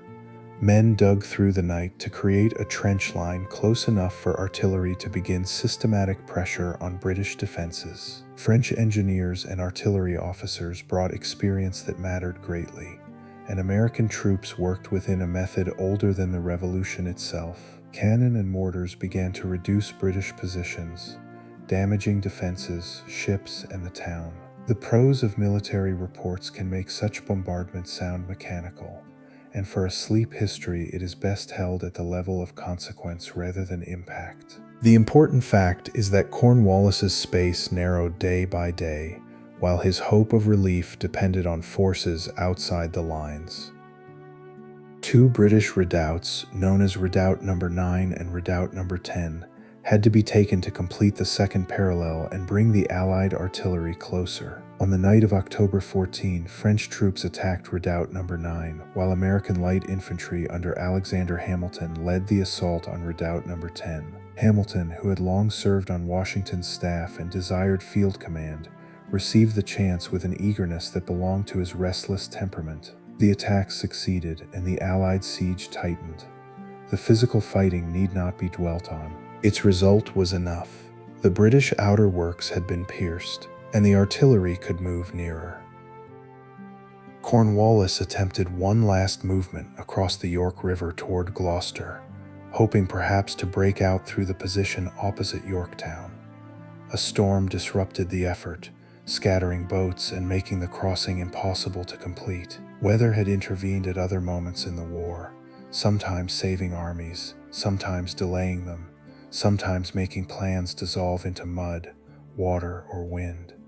Here it helped keep Cornwallis enclosed. By mid-October, his defenses were damaged, his options reduced, and relief from New York had not arrived. He opened negotiations. The surrender ceremony on October 19, 1781, became one of the set pieces of American memory, though its details are quieter than the meaning attached to them. Cornwallis did not attend, pleading illness, and sent General Charles O'Hara in his place. O'Hara first approached Rochambeau as if to surrender to the French commander, and Rochambeau directed him toward Washington. Washington in turn directed him to Benjamin Lincoln, the American general who had surrendered Charleston the year before. Lincoln received the sword, a gesture that returned some measure of dignity after that earlier defeat. The moment joined Southern loss to Virginian victory in a way ceremony could express without a speech. The British troops marched out between lines of Allied soldiers and laid down their arms. The American and French forces watched, and the war in that place came to a formal pause. The tune said by later tradition to have been played, "The world turned upside down," may or may not have sounded there, and the uncertainty is worth preserving gently. Memory often attaches the music it needs to the scenes it wishes to hold. What is certain is that a major British army had surrendered, not to a mob of rebellious provincials, but to a Franco-American force whose existence proved how far the conflict had changed since Lexington. The rebellion had become an alliance, the alliance had become a siege, and the siege had become a surrender. Yorktown did not technically end the war. British forces still held New York, Charleston, Savannah for a time, and other posts. Fighting continued in places, especially on frontiers and at sea. Loyalists did not vanish. Indigenous nations still faced violence and pressure. Enslaved people who had sought British protection waited in uncertainty, and many had to decide whether to follow retreating British forces, remain where they were, or face re-enslavement. Yet in Britain, Yorktown changed political possibility. Continuing the war to restore full obedience became harder to defend, especially with France, Spain, and the Dutch Republic complicating Britain's global position. A surrender in Virginia had consequences in Parliament, where military loss turned into ministerial weakness. Lord North, who had guided British policy through so much of the crisis, could not survive the shift indefinitely. In March 1782, his ministry fell.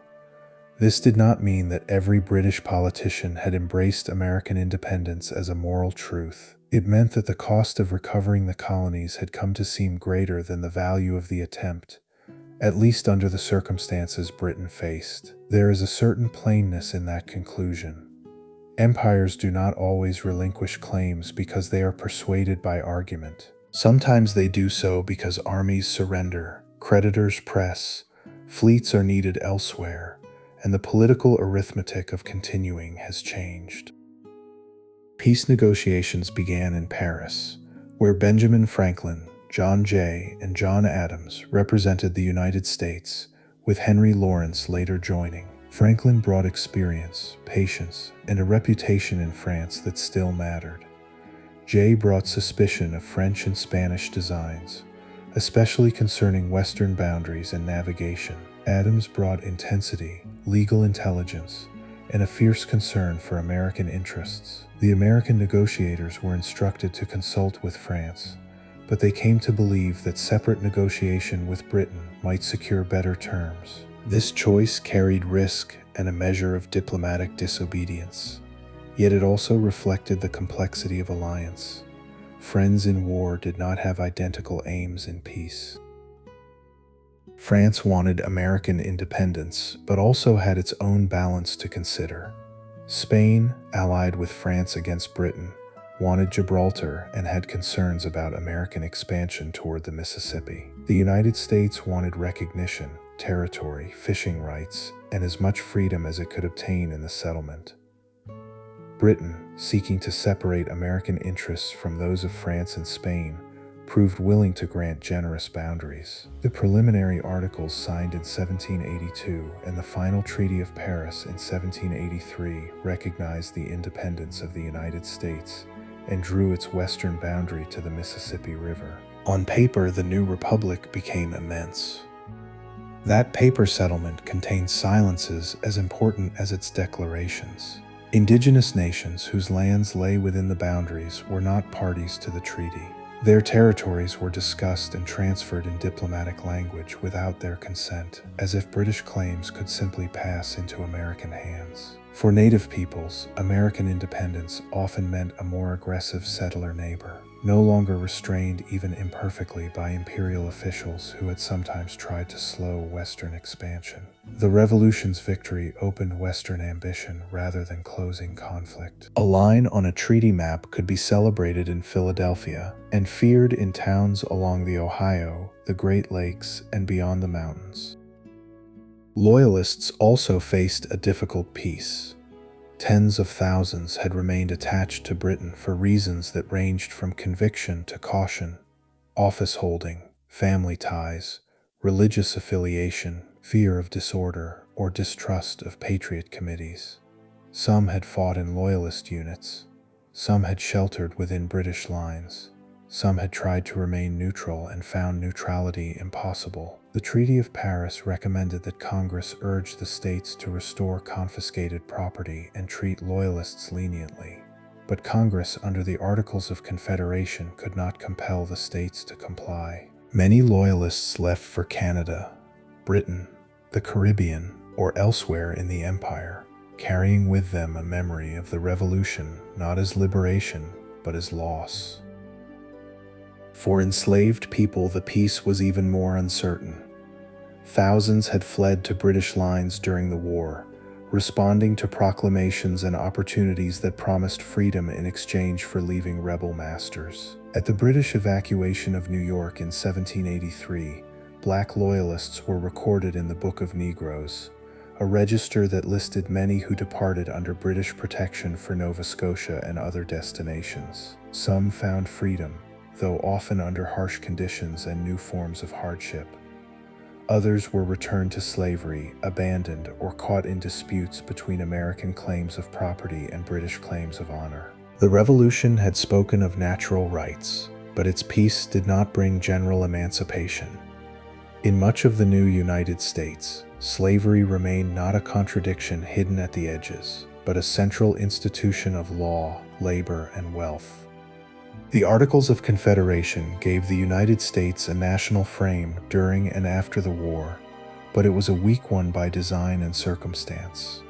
Congress could conduct diplomacy, request funds, manage Western claims in theory, and speak for the states in certain matters, yet it lacked the power to tax directly or enforce its will with ease.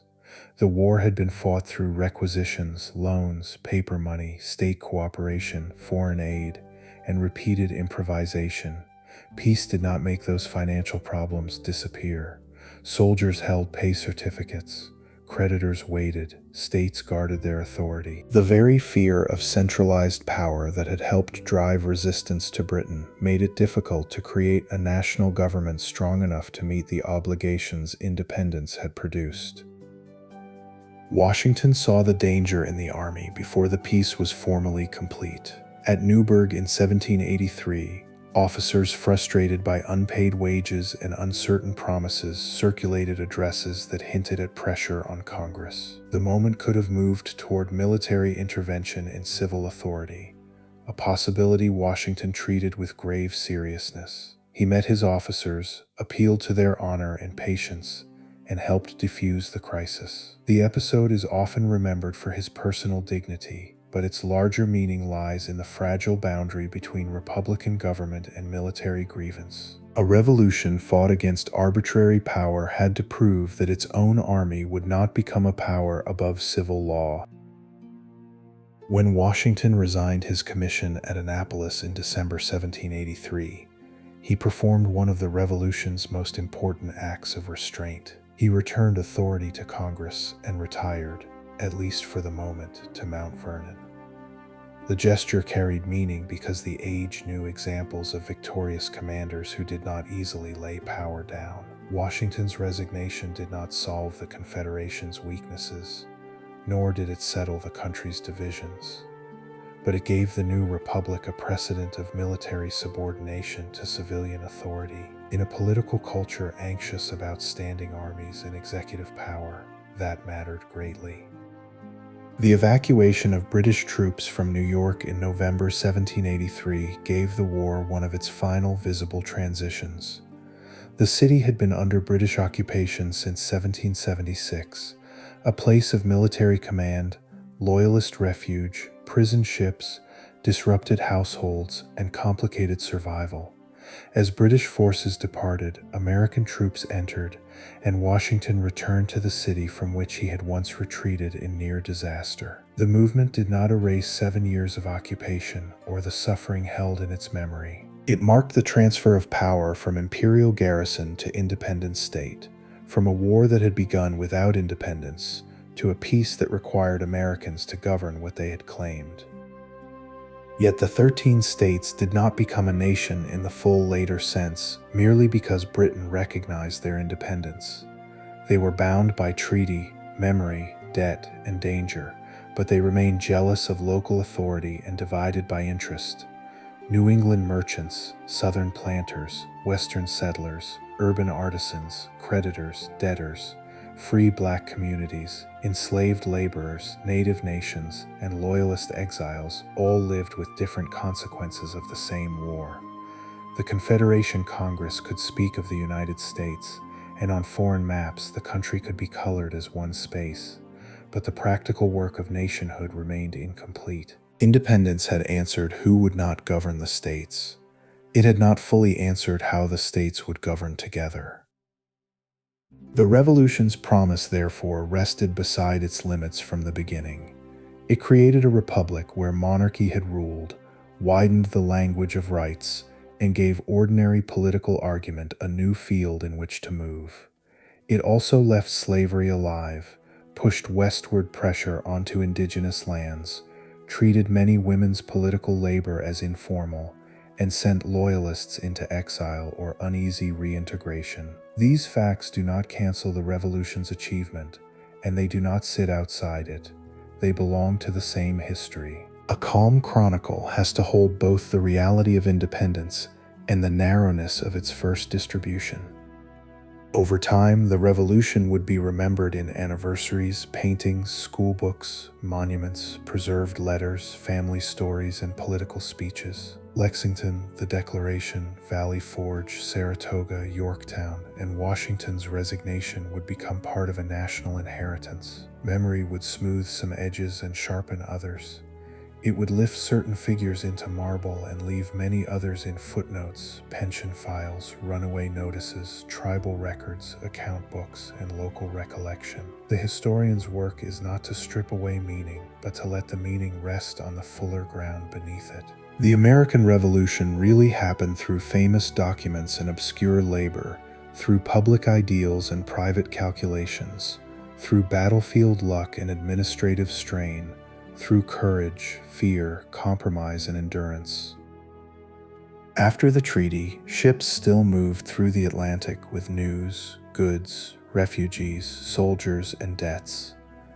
In ports from Boston to Charleston, warehouses reopened to a world altered but not remade all at once. On western rivers, settlers looked toward lands that treaties had promised them and native nations did not concede. In courthouses, clerks handled claims, confiscations, certificates, and disputes left behind by war. In plantation districts, enslaved people returned to labor or remembered chances taken and lost.